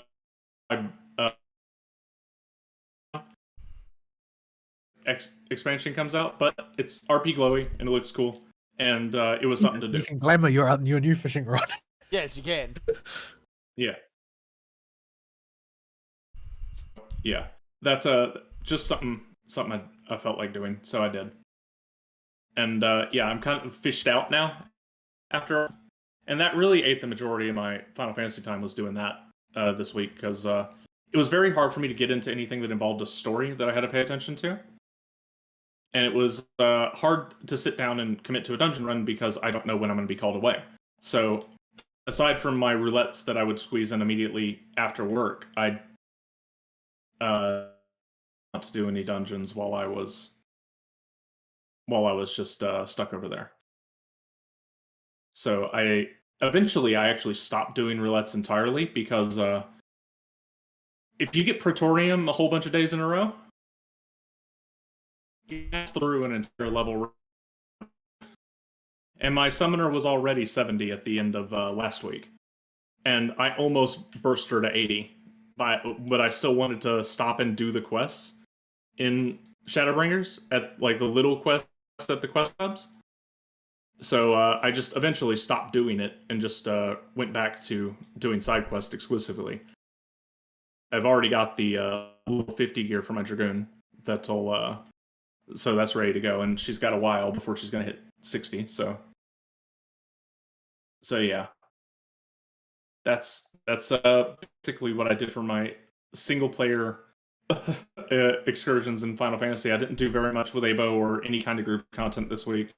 I just when I'm stuck over there at the Opossum's house, I can't do anything like that because nobody else is there. Or I got to watch the old people. So that's what I did there. I'm trying to formulate how I want to tackle the next things. Oh, so work though was actually really intensive on top of everything else this week. And unfortunately, watching the Opossum's parents means I can't do anything in the evenings that got me entangled. So this means the Opossum's left on his own. And if he wanted to be on time one day this week, he had to go to a job site for me. Because we don't go to job sites very often right now because but there was one we had this week. And we had a demo pump out there to make sure it would fit in the hole. Well, he decided after this little trip that we needed to buy a truck. Oh, no. And that he needed to pay for it. A truck Now we're is doing not pretty an good impulse right now, buy. but well, it was for him. Oh, no. So couldn't talk him out of a guide from some guy that he found selling a cheap truck because it had a manual transmission instead of an automatic. And the whole reason he wanted to do this is actually a fairly sound reason if you know sales, and especially the product we're doing. It's because pulling up in a minivan to a job site with a bunch of people who are not the city elite stuffy types in a minivan doesn't look nearly as good as pulling up in a truck. Oh, what kind of minivan So is it? Is it a passenger minivan, or is it one that's got Yes. tools and It's stuff? like a soccer mom people mover. Yeah, it's a people mover minivan. Yeah, that's a different look to a minivan that's kitted out as a mobile workshop or something like that. Yeah, this is a soccer mom minivan, and he is right. Showing up in that, whether that person thinks they acknowledge it or not, does leave a different impression than showing up in a truck. How many I must- dollars worth of impression? Yeah, that was the problem. So he managed to get this thing for $5,000, which is really dirt cheap. Which not bad, worries yeah. me about the truck. Yeah, if you've ever bought a cheap car or a cheap truck, and there's a certain price point where you think, okay, it's cheap, what's wrong with it? And there's always something wrong with it. The thing with this one is it was sold by an individual, not a dealership. So you're likely to get a cheaper price that way. And the manual transmission instead of the automatic is something that is harder to sell because the millennials don't know how to drive a manual. Yeah. I'm not the particularly twiddle good stick, at as driving they a call manual. it. Yeah, I can do it if you force me to, but I'm not practiced at it. Yeah, I can drive a manual as well, but I don't because it's just a nuisance that I'd rather not have to deal with. It's been a while since I've had. Yeah. Yeah, I can. So yeah, it's that's probably the reason it was so cheap. Is just this guy couldn't offload this thing due to it being a manual instead of an automatic. But yeah, that was a thing that happened. So now the company has a company truck, and I have insisted it be called the company truck and remain in the company's custody. And he does not get to put it in his name as much as he tried to talk me into that as well. Or his garage. What was supposed to be the advantage of doing that? I don't know. But yeah, so the company now has a truck. Are we at the point where you have to be careful of how much stuff he's planning to embezzle before retiring? There ain't going to be nothing left by then because I'm going to pay off everything as soon as he retires. And try to keep the stupid thing afloat myself, and we'll see how it goes. No embezzlement for you. Yeah, like, he doesn't... At present, the way I've got the money going, when he retires, we will have enough money to pay off everything back to... enough in the black to keep us afloat for a few months, and I'll need to actually make some sales to get us profitable again, and then we'll be golden. Well, I'll be golden at that point, because I'll basically be self-employed. Because I'll be the one that takes over. Only one that'll be left. So yeah, that happened. The other thing is, while you're old people watching and fishing, that's still not quite enough stimulation. I was going to lose my mind. So I opened up Honest Bob's and threw a dart at a board in the dubbed anime list. And just... Oh, I say that. I just scrolled through until I saw something that I hadn't finished before. Well, that's good, because if you just throw a dart, you might get sorted out online. Ew. Well, at first I was disappointed with where the first thing I saw that I hadn't finished was. It was ReZero. Oh. People I only love watched that the pilot series, and I but- hated it. Yeah, no thank you. Yeah, I didn't come up with good impressions of the show at all when it first aired. I thought it was very mechanical. I saw what they thought they were trying to do, and I didn't like it. And I never stuck with it. I barely made it past the first half of the first season. But people worship it nevertheless. Yeah. Yeah. Or at And least what's they worship hilarious, its I found waifus. out... yeah. So I found out afterwards that people don't like the current season. It's very much a split in the fan base. People that hate it. And enough to make me go, all right, I guess I'll give it a shot because I got to learn something. Put it over and let it play on autoplay while I was fishing. The first season, I still think is garbage. Like, I cannot recommend the show to anybody because I think the first season is so garbage. Yep. But it's because that first season sets up identity for the show that is totally inaccurate to what the show actually is. It sets up either a mystery plot or a or a character-focused plot where it doesn't seem like it seems like Subaru will grow to accomplish things on his own. Our Protag boy. That is not at all what happens. And that this is the story about how Subaru learns to be a better person and start acting like a human being and actually have relationships with people in the second season. And this is apparently turned off over half of the fan base for some reason. I guess they wanted their whiny little idiot. I don't know why people would like Subaru before the second season. It doesn't make any sense. Even at the start of the second season, he's just starting to realize how big of a tool he's been the whole time. And it isn't until he gets completely crippled and broken that he has to be pulled out of it by the people that genuinely care about him and figure out what he needs to do to move on and become a better person. Because the only thing he's got going for him is he can come back. He has the save point system going on, where if he dies, he goes back in time to a uncontrollable point in the past that until he makes it far enough to set up a new checkpoint that he cannot determine himself and has no way of knowing when they occur. And his dog determination as with his personality, where if he wants something, he will get it no matter what. And trying to turn that into a positive character trait is something that's very difficult and takes a lot of time, where he has to twist that into he's going to keep going after people that genuinely need help and need a friend, instead of going after something he wants because he wants it. Yeah, do things for the right reason. Yeah.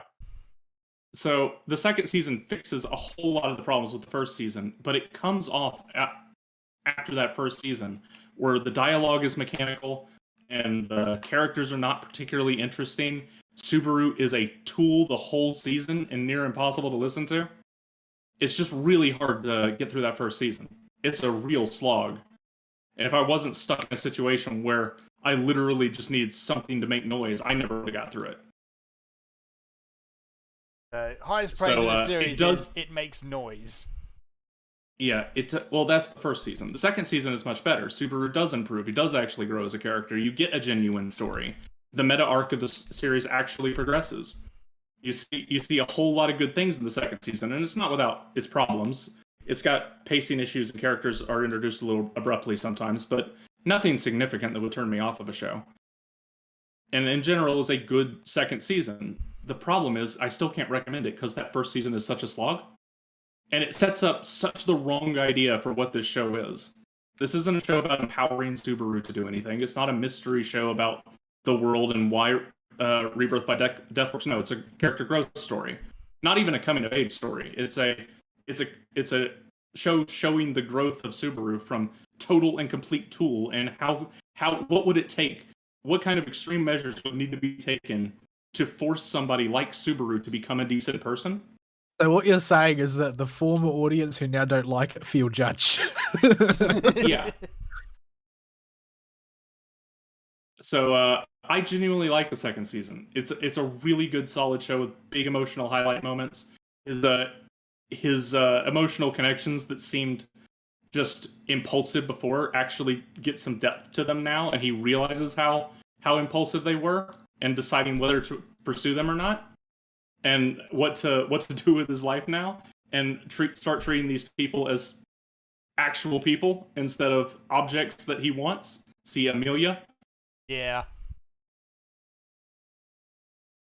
And it gets spelled out for him every time he screws it up in a loop beforehand. He gets to see the direct consequences of acting the way he's acted every single time.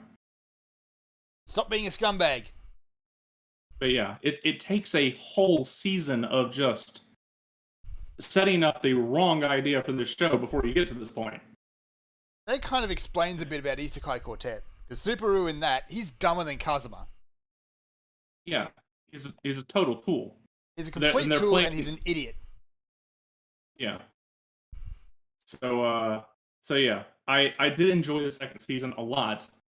It's just you got to get through that first season, and that's hard to do for some people. It was hard to do for me.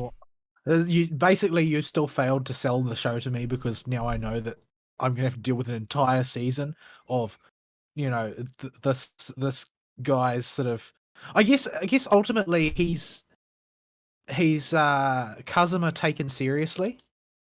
Because Yeah. Kazuma is an incredibly self-centered individual who, above all things, is selfish, focused on what he wants, and his perceived entitlement to get his harem isekai experience that he thought was what's supposed to happen when you get transferred to another world. It's all about, oh, well, I want things to be this way. So Yeah. I guess he's Subaru, except with the play. Although, to be fair, while I wouldn't go far as to say under because he's a gag comedy character, it would be be a mature person. Just He missed does all of that. still sort of sort of have flashes of sort of good naturedness. I mean that's basically why Mega Man eventually falls for him in the end, was that no matter how much he whinges about everything, he was willing to lay down everything he had for his friends, although he would whinge the entire time and try and lord it over them after the fact. Yeah. So he's still a bad person, but he's a bad person who knows what's valuable. Yeah.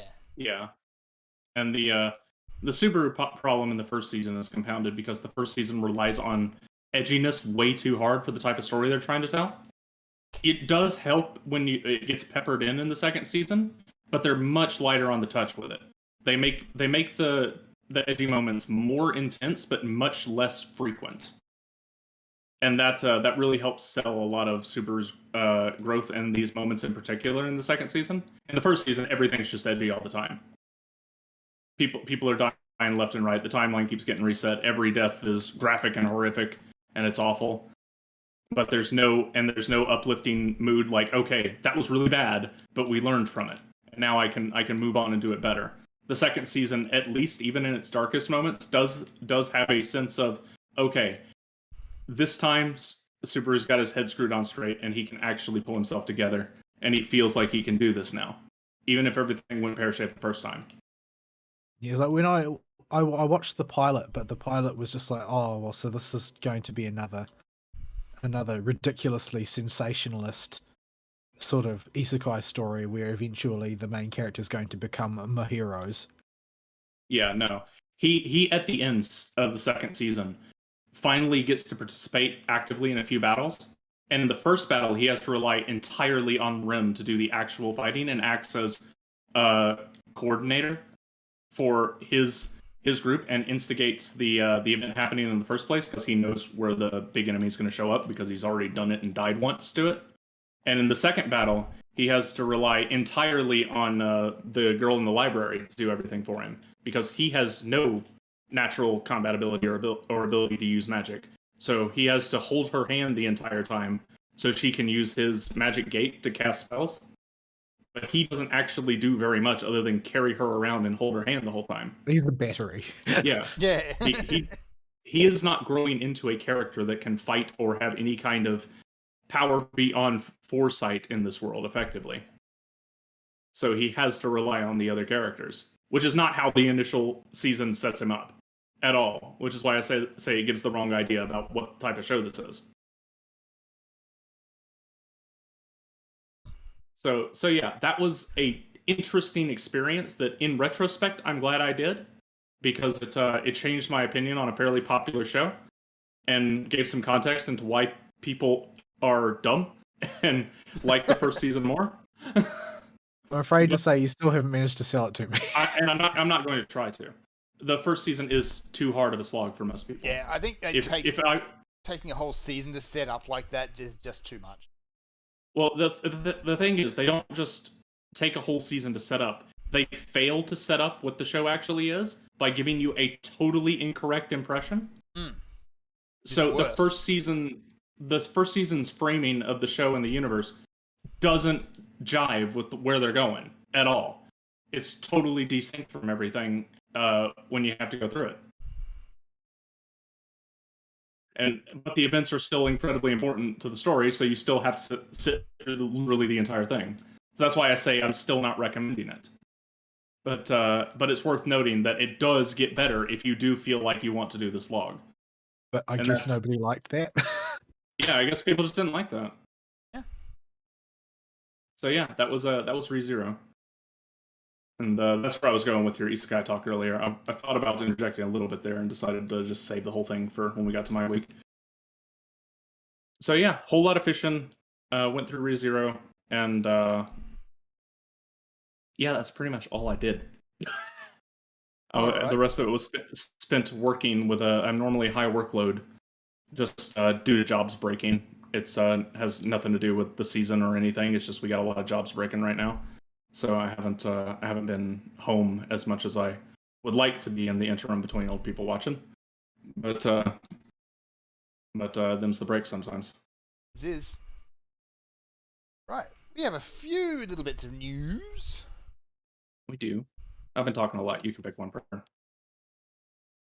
I want to rag on Blizzard again. Yeah, it just keeps going.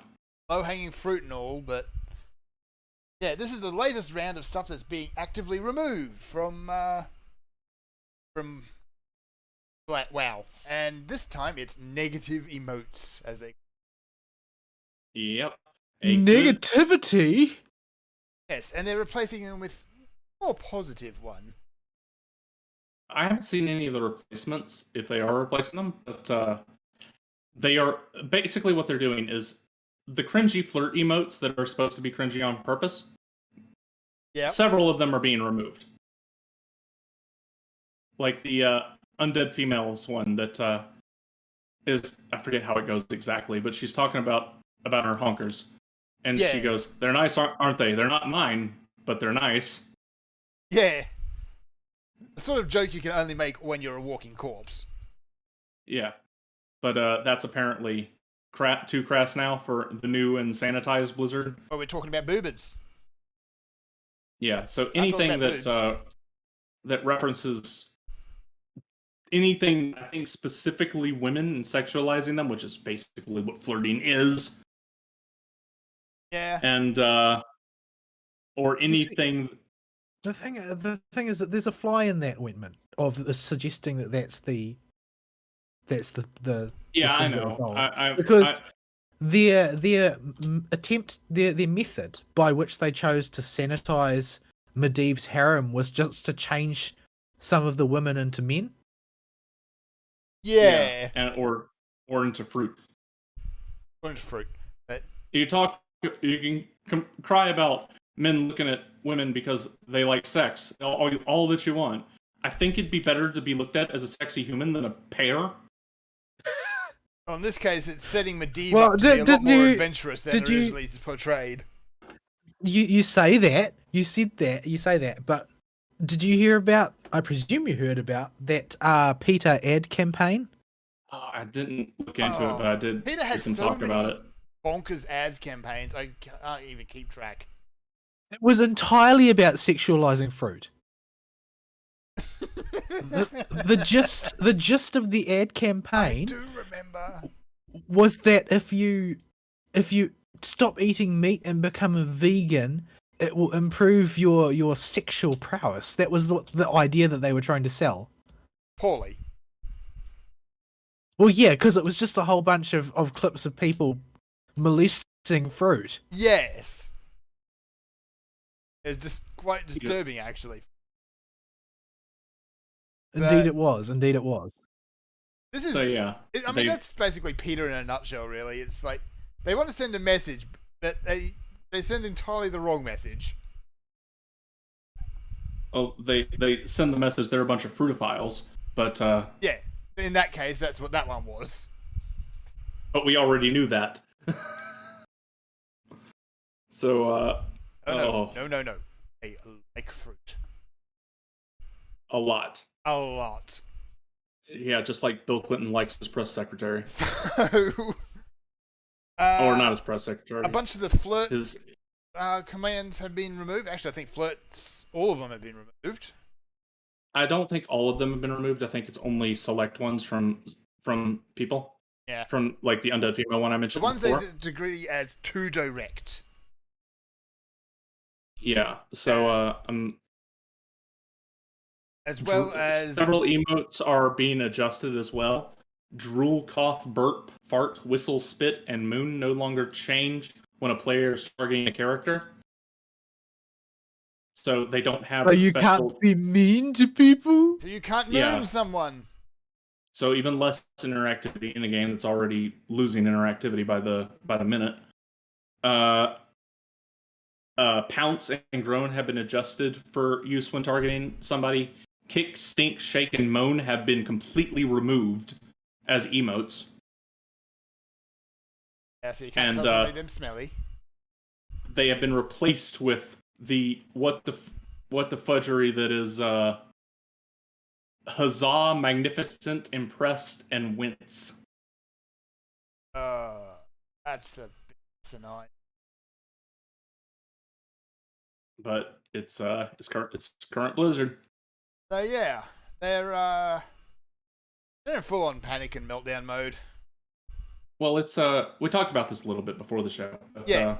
It feels like Blizzard has just been chosen to be the sacrifice on the altar of wokeism, and they weren't expecting it because they thought they were one of the California elites, and now they're scrambling to try and do anything they can to appease an master who has nothing like forgiveness in his concept of how the world works. Yeah, but we've already established previously with the wokeism is you cannot appease the woke. Yeah, they don't know what forgiveness is. You're thinking in Christian terms if you think forgiveness can be given by those in authority over you. Christian? That is not something that is natural to the way humans and ideologies form. Yeah, once you're labeled as the enemy, you are the enemy. Yeah, you are the dead and deserve to be executed. Yes. And that's how these people think. Because they're a bunch of godless heathens. So, yeah, that's this round of Blizzard. They're also renaming a few enemies, mounts, achievements. They've removed a line from Emir, apparently. Emerald, Yeah. sorry. They're just all kinds of anything they can find to sacrifice in an attempt to save themselves is what they're doing right now. The version of Immeron when you put him into the class hall. Now, it's the thing that a lot of people don't know about WoW is the repeatedly clicking on an NPC will do the thing they do in the RTS games where they will start telling jokes. Do people not know about that? Oh, I guess A lot of people modern players don't. In the case of Immeron, though, he just starts going onto a horribly offensive, profanity laden rant. I think a lot of it's actually censored out. It's basically a big old string of bleeps. But I see. even bleeps are offensive, I guess.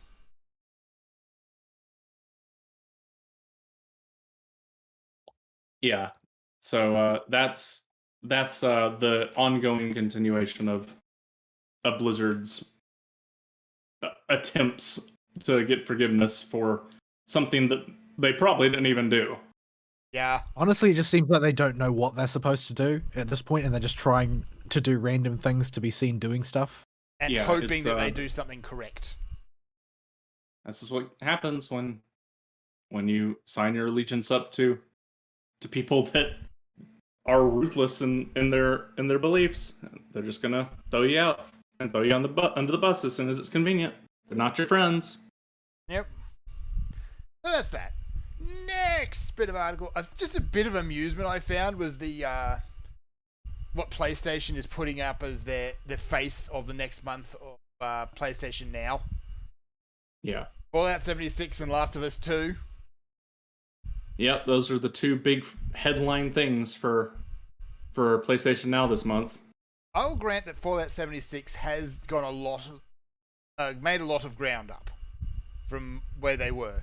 The fact is they Well, that's shouldn't have not launched hard. like that in the first place, but still. Consider you can raise yourself up pretty high compared to where you started if you were buried at the center of the earth. Yes, exactly. started. The only way to go was up. Even taking the servers down and setting them on fire would have been a step up for original Fallout 76. Yeah. So saying they've improved is like saying, you can play the game now, and it might resemble a video game. And you might even actually enjoy yourself a little bit. Might. So yeah, that's that. As for Last of Us 2, I actually came across an interesting opinion piece someone wrote about it the other day, and apparently it has reached the does not exist status among Last of Us fans. Oh yeah, fans of the original game, they hate it for different reasons, but they really don't like Last of Us 2. They don't. The fans of the original game don't like attaching to the issues that I've been bringing up with it, with the it's ma'am new protagonist. Yeah, even if you ignore that, the writing is just generally horrible and incredibly mean-spirited. Joel is just summarily executed. Yeah, so it just takes a dump all over the first game. Yeah, Well, I mean, it's written by people who are angry and bitter, and it's exactly what you would expect given that. yeah. So nobody liked the game except for the critics. Critics gave it glowing reviews because critic. Anybody with notoriety got paid cash money to say good things about the game, and they're the only people you'll find a positive opinion from. Yeah. Fans don't want anything to do with it. Yeah. But it still sold like hotcakes because the first game was stuck in everybody's brain and everybody loved it, and it was okay. Yep. Also, wasn't great. Another little nugget I found is we're getting a Dynasty Warriors 9. They've decided to skip the main game and go straight to Empires. While we're on the topic of games that don't exist. I see. Yes. New Dynasty Warriors. Hooray! It's been a long time since Dynasty Warriors 8. I need to know whether or not it's open world. There is a gameplay video on there, but the thing is like 2 hours long, and I couldn't bring myself to watch that before the show. I didn't have that sort of time. I'm really hoping they learn their lessons, though.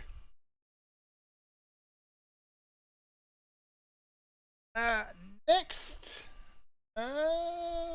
we do have a bit of sad news, actually. Koichi Sugiyama has passed away. So, people that have heard that or hear us say a Japanese name probably, and that it's a composer for some game. Yeah, it's sad when a composer dies. But what you may not know is this man was one of the most based individuals on the planet, apparently. Okay. Like, he's on record complaining about all the crap the West has been doing with wokeism the past several years. Oh yeah, it's no secret that Japan finds it to be absolutely hilarious in general. Well, Japan is not as into the woke thing as the West is, but this guy in particular was outspoken and called it like the dumbest thing he's ever heard. Yeah, on numerous occasions. And the lefties hated him. Where's the lie? Yeah, and there was so much tap dancing on his grave that I saw when I went and checked the Twitter hashtags and stuff. Because you people do realize that you're celebrating someone's death. Yes, they do. Yeah. If I ever caught myself actually celebrating somebody's death, I would pull myself up immediately and figure out, okay, what the hell's going on here? Well, I mean, they think that everybody who doesn't agree with them is literally Hitler. Yeah. Yeah, they have no specific examples of anything. Like, I have been happy when certain people are no longer here anymore to directly cause me and the people I care about problems. People that are associated with my government, for instance. But I don't go on Twitter and tap dance on their graves. But I have been outspoken to the close people I know that, yeah, I don't care that they're dead. Certainly don't go to a public forum and celebrate it. Yeah, no, I don't join a party for it. And maybe a meme or two. Even RGB, who I hated, I posted like one meme and that was it. But some of these people just go ham with the grave tap dancing. Yeah. If you ever see yourself doing that, you know you're a horrible person. You might need to rethink some of your values if you even believe in values, which you probably don't at that point. Yeah. Which is really the problem here, is So- that they don't see a moral dimension to somebody's behavior. Like there's not really a sense anymore that you can be a good or a bad person. There's only, oh well, you either agree with me or you're literally Hitler. There's no oh, well, if I act in this way, what does that say about me, and what sort of person will I become if I habituate into that? Self-reflection is just dead. Anywho, so yes, Sugiyama was the guy who did all the music behind Dragon Quest, among other things, which is seriously good soundtracks. There's also and also a bit of tiddly music, but still. if we sparked your interest on this guy, I wouldn't recommend his Wikipedia page because it's currently in an edit war right now, with lefties clearly trying to cram junk in there that wasn't there before. This is how we know he was a neo-Nazi. Well, it's that, and they're trying to. So the most recent edit to it adds in a whole bunch of he actually recanted this statement later with no source. I see. Well, they do like to rewrite history. So yeah, it's Wikipedia being the usual, basically. So yeah, I would not recommend going there to get your information. No, never. There's a reason if you go to any educational edifice worth its salt, and they will not accept Wikipedia as a valid information source. Well, they're actually accepting it more now, which is horrifying. That is And horrifying. But what's hilarious is all that rejection of Wikipedia came at the time Wikipedia was probably the most useful, at its most useful. Yeah. Back when it had legitimate individuals who were either experts or knowledgeable in the fields type or areas of interest at the time, before it got completely taken over by wokeism.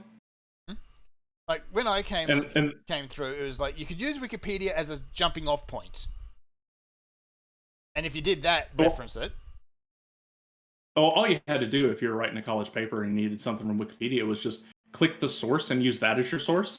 Yeah. Instead of the text on the Wikipedia article, and you could just use Wikipedia and just give the reference to whatever that thing's source was rather than Wikipedia itself. Yeah, and that's what you're supposed to do. Because you go and the boomer teachers, the boomer teachers was too stupid to go check. They wouldn't check. But Wikipedia, like, you go to it and, like, you read what the article says, and then you'll read the source that it actually gives, and they can be two completely different things. Or vaguely the same, but interpreted completely differently. Well, more nowadays, what you get is broken links, and links to sources that go to a website that has nothing to do with what they're claiming they're sourcing. Well, there's that, but the more artistic version that has pretty much taken over all referencing on Wikipedia is that it will refer not to a primary source but to a secondary source, which refers to another secondary source, which refers to the first secondary source. Oh yeah, so it's a circular reference, but it's very hard to show that because you don't have to click once.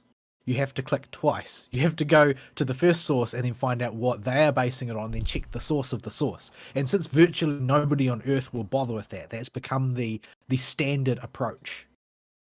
Yeah, if you're looking at the topics that are very heavily monitored and controlled, or anything that has to do with academia, probably, I could see them getting into circle jerks like that. It'd be a very effective way at obfuscating.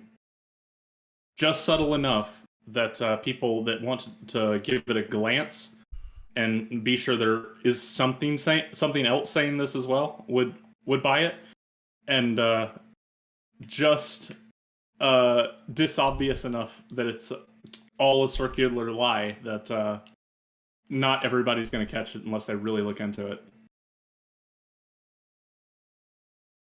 All right, what's next? Let's see. What else did I stick in there? I'm dying to a Garlean war mech. Let me make it dead. Okay, let's see. There's one last big story, and that was I posted it here, but I haven't done as much digging into this as I would like, because fishing takes time, yeah. and this happened in the middle of the week, or near the end of last week, I think. So Twitch got hacked. Again. This was a quite as bigger and more substantial leak than we've ever gotten from Twitch from the hack. Its source code got hacked, and a whole bunch of other stuff. Analytics for all of the streamers, some data that was setting up for, how to describe it, a Steam-like competitor set up by Amazon that was going to integrate into Twitch called Vapor, because nobody can be original at all anymore. Well, that's probably a code name. Yeah. It's probably a tongue-in-cheek code name. But yeah, this leak was very, very substantial. So they had the entire comment history of the website apparently in this leak. That would have been quite a substantial data dump. Creator payout reports all the way back to 2019. This got posted on 4chan to show that the leak was legit. And so now everybody got to see what everybody made. The fact that Pokimane is the most paid female streamer hurts a lot. Yeah, it shows me shouldn't that surprise you. It shows me that humanity deserves everything that's coming in the near future. Never simp. Never simp. Yep. Let's see. Twitch's internal red learning tools, which was their way of... It's basically their company practice for their security staff and how they attempt to break into their own systems. So now the hackers know exactly what Twitch does to train their staff. Yeah, so hacking in the future will be easier. Yeah, they'll have to completely overhaul their security system. Yeah, they'll have to completely overhaul it and come up with a new security system because all their methods for making their stuff hard to break into are now public. Yep. Leaks for the mobile, desktop, and Twitch and web browser-based Twitch client source codes got out. Some proprietary SDKs, although I didn't look into those at all, so I don't have any information on what was in those. Yeah, we don't know if any credit card information or account information was obtained, but I would assume so, given the sheer depth of this breach. In fact, it's so deep, it doesn't seem like a hacker group got it. It seems like a disgruntled former employee. Just how much information they're keeping. But yeah, some of it got posted on 4chan. The earnings, for example, got posted there to show the hack was legit. And yeah, we haven't heard... I don't think we've heard what they're doing to correct the problem. Just that they're aware it happened over at Amazon Twitch. Hard to say if they'll do anything because Twitch are kind of famously incompetent. Yeah. There's probably a lot of running around flailing and screaming happening at the moment. That's probably about it. Yeah. I would have liked to look more into the story, but I just kept forgetting about it after it happened. Yeah. So if anything more comes of this, we'll continue to report from there unless y'all know things I don't. Not at current. No, I don't know anything about it in particular, but I'm sure it's going to be cringe, whatever it turns out to be. I mean, if I was a disgruntled employee and I didn't want it found out that I was responsible, I would probably claim it was a hacker as well. I'd make sure that was the story understood. And put it on 4chan. Yeah. Because it'd be very difficult for a hacker to get all of this information from all the different areas of where Twitch operates. I wouldn't put it past Twitch to be incompetent enough to have it all unsecured in one place. Because that's just how clownish they are. Yeah, once they get through the initial firewall, that's it. It's all there for up for grabs. Yeah, I could see Twitch pulling that. They're just not very good at their jobs. To be quite honest, they've really managed to screw the pooch constantly on everything. They see themselves as bigger than they are, really, but they spend so much time, covering for people like Pokimane and less savoury people besides. That They got to set up the new hot tub section of the website so they can go simp themselves. Look, it's not porn, honestly. They're in a hot tub. Yeah, there's a lot of rumors that come out of that place about how it really operates, and it does not sound very savory at all. The way the world with these sorts of companies, honestly. I mean, their culture is just an even more modern, degenerate version of what Blizzard devolved into, because it's the same sort of people. There's a bunch of loser nerds who happen to make it big, and they are taking advantage of that position. This is not to say we are not loser nerds, but we didn't make it big, so it didn't go to our heads. Well, I mean, we were also raised right. Suppose that's true. My parents said no. Mine said it all the time. Yeah, actually, so did mine. I think that might be about it. Yeah, that's all I got from the news this week. There's a couple other tiny announcements and smaller things, but nothing I can really dive into. So give it a quick flick. All this stuff about Windows 11 that's starting to dribble out. Yeah, as usual, it's coming out on the downslope of the alternating Windows versions. So yeah, I've heard that the number I've seen tossed around is something like a 15% performance cut in gaming across the board. Oof. I hope they don't intend on forcing it out the door yet. Oh, it's a tech company in current year. So probably yes. Yeah, they're definitely going to cram it out the door. It's going to be the buggiest release of Windows of all time. Certainly. We've got a confirmation that there's a sequel to Yakuza Like a Dragon coming down the pipeline. Yeah, I can't say much on it until I finish the first one. But to play that, I would have to stop playing Final Fantasy and have more time at my physical house as well. Yeah, I did actually finish that game because it is a great game.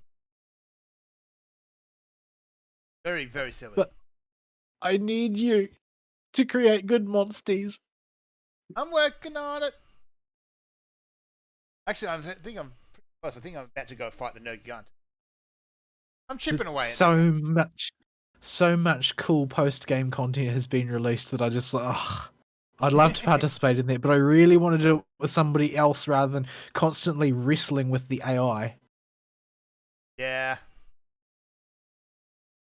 What else? I think that everything.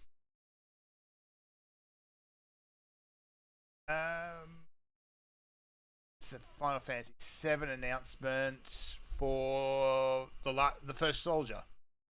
I believe it's a mobile game.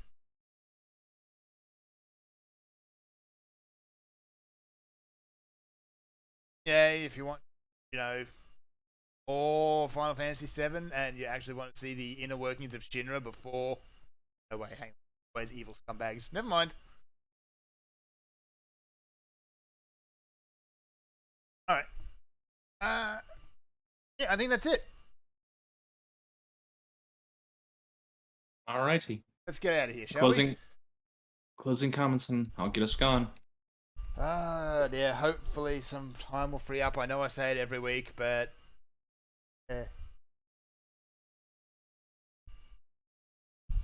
Yep. I'm still trying to wrap my head around how people hate the second season of ReZero, but like the first one. I genuinely don't understand what people see in the first season. Just my brain short-circuited when I did some digging and saw that. Yeah.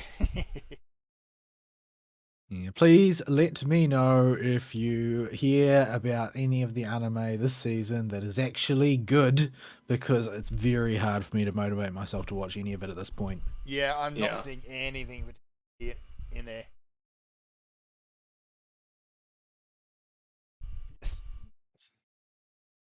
So, all right, folks. I think we're done. We'll see y'all next week. Sayonara. Bye-bye.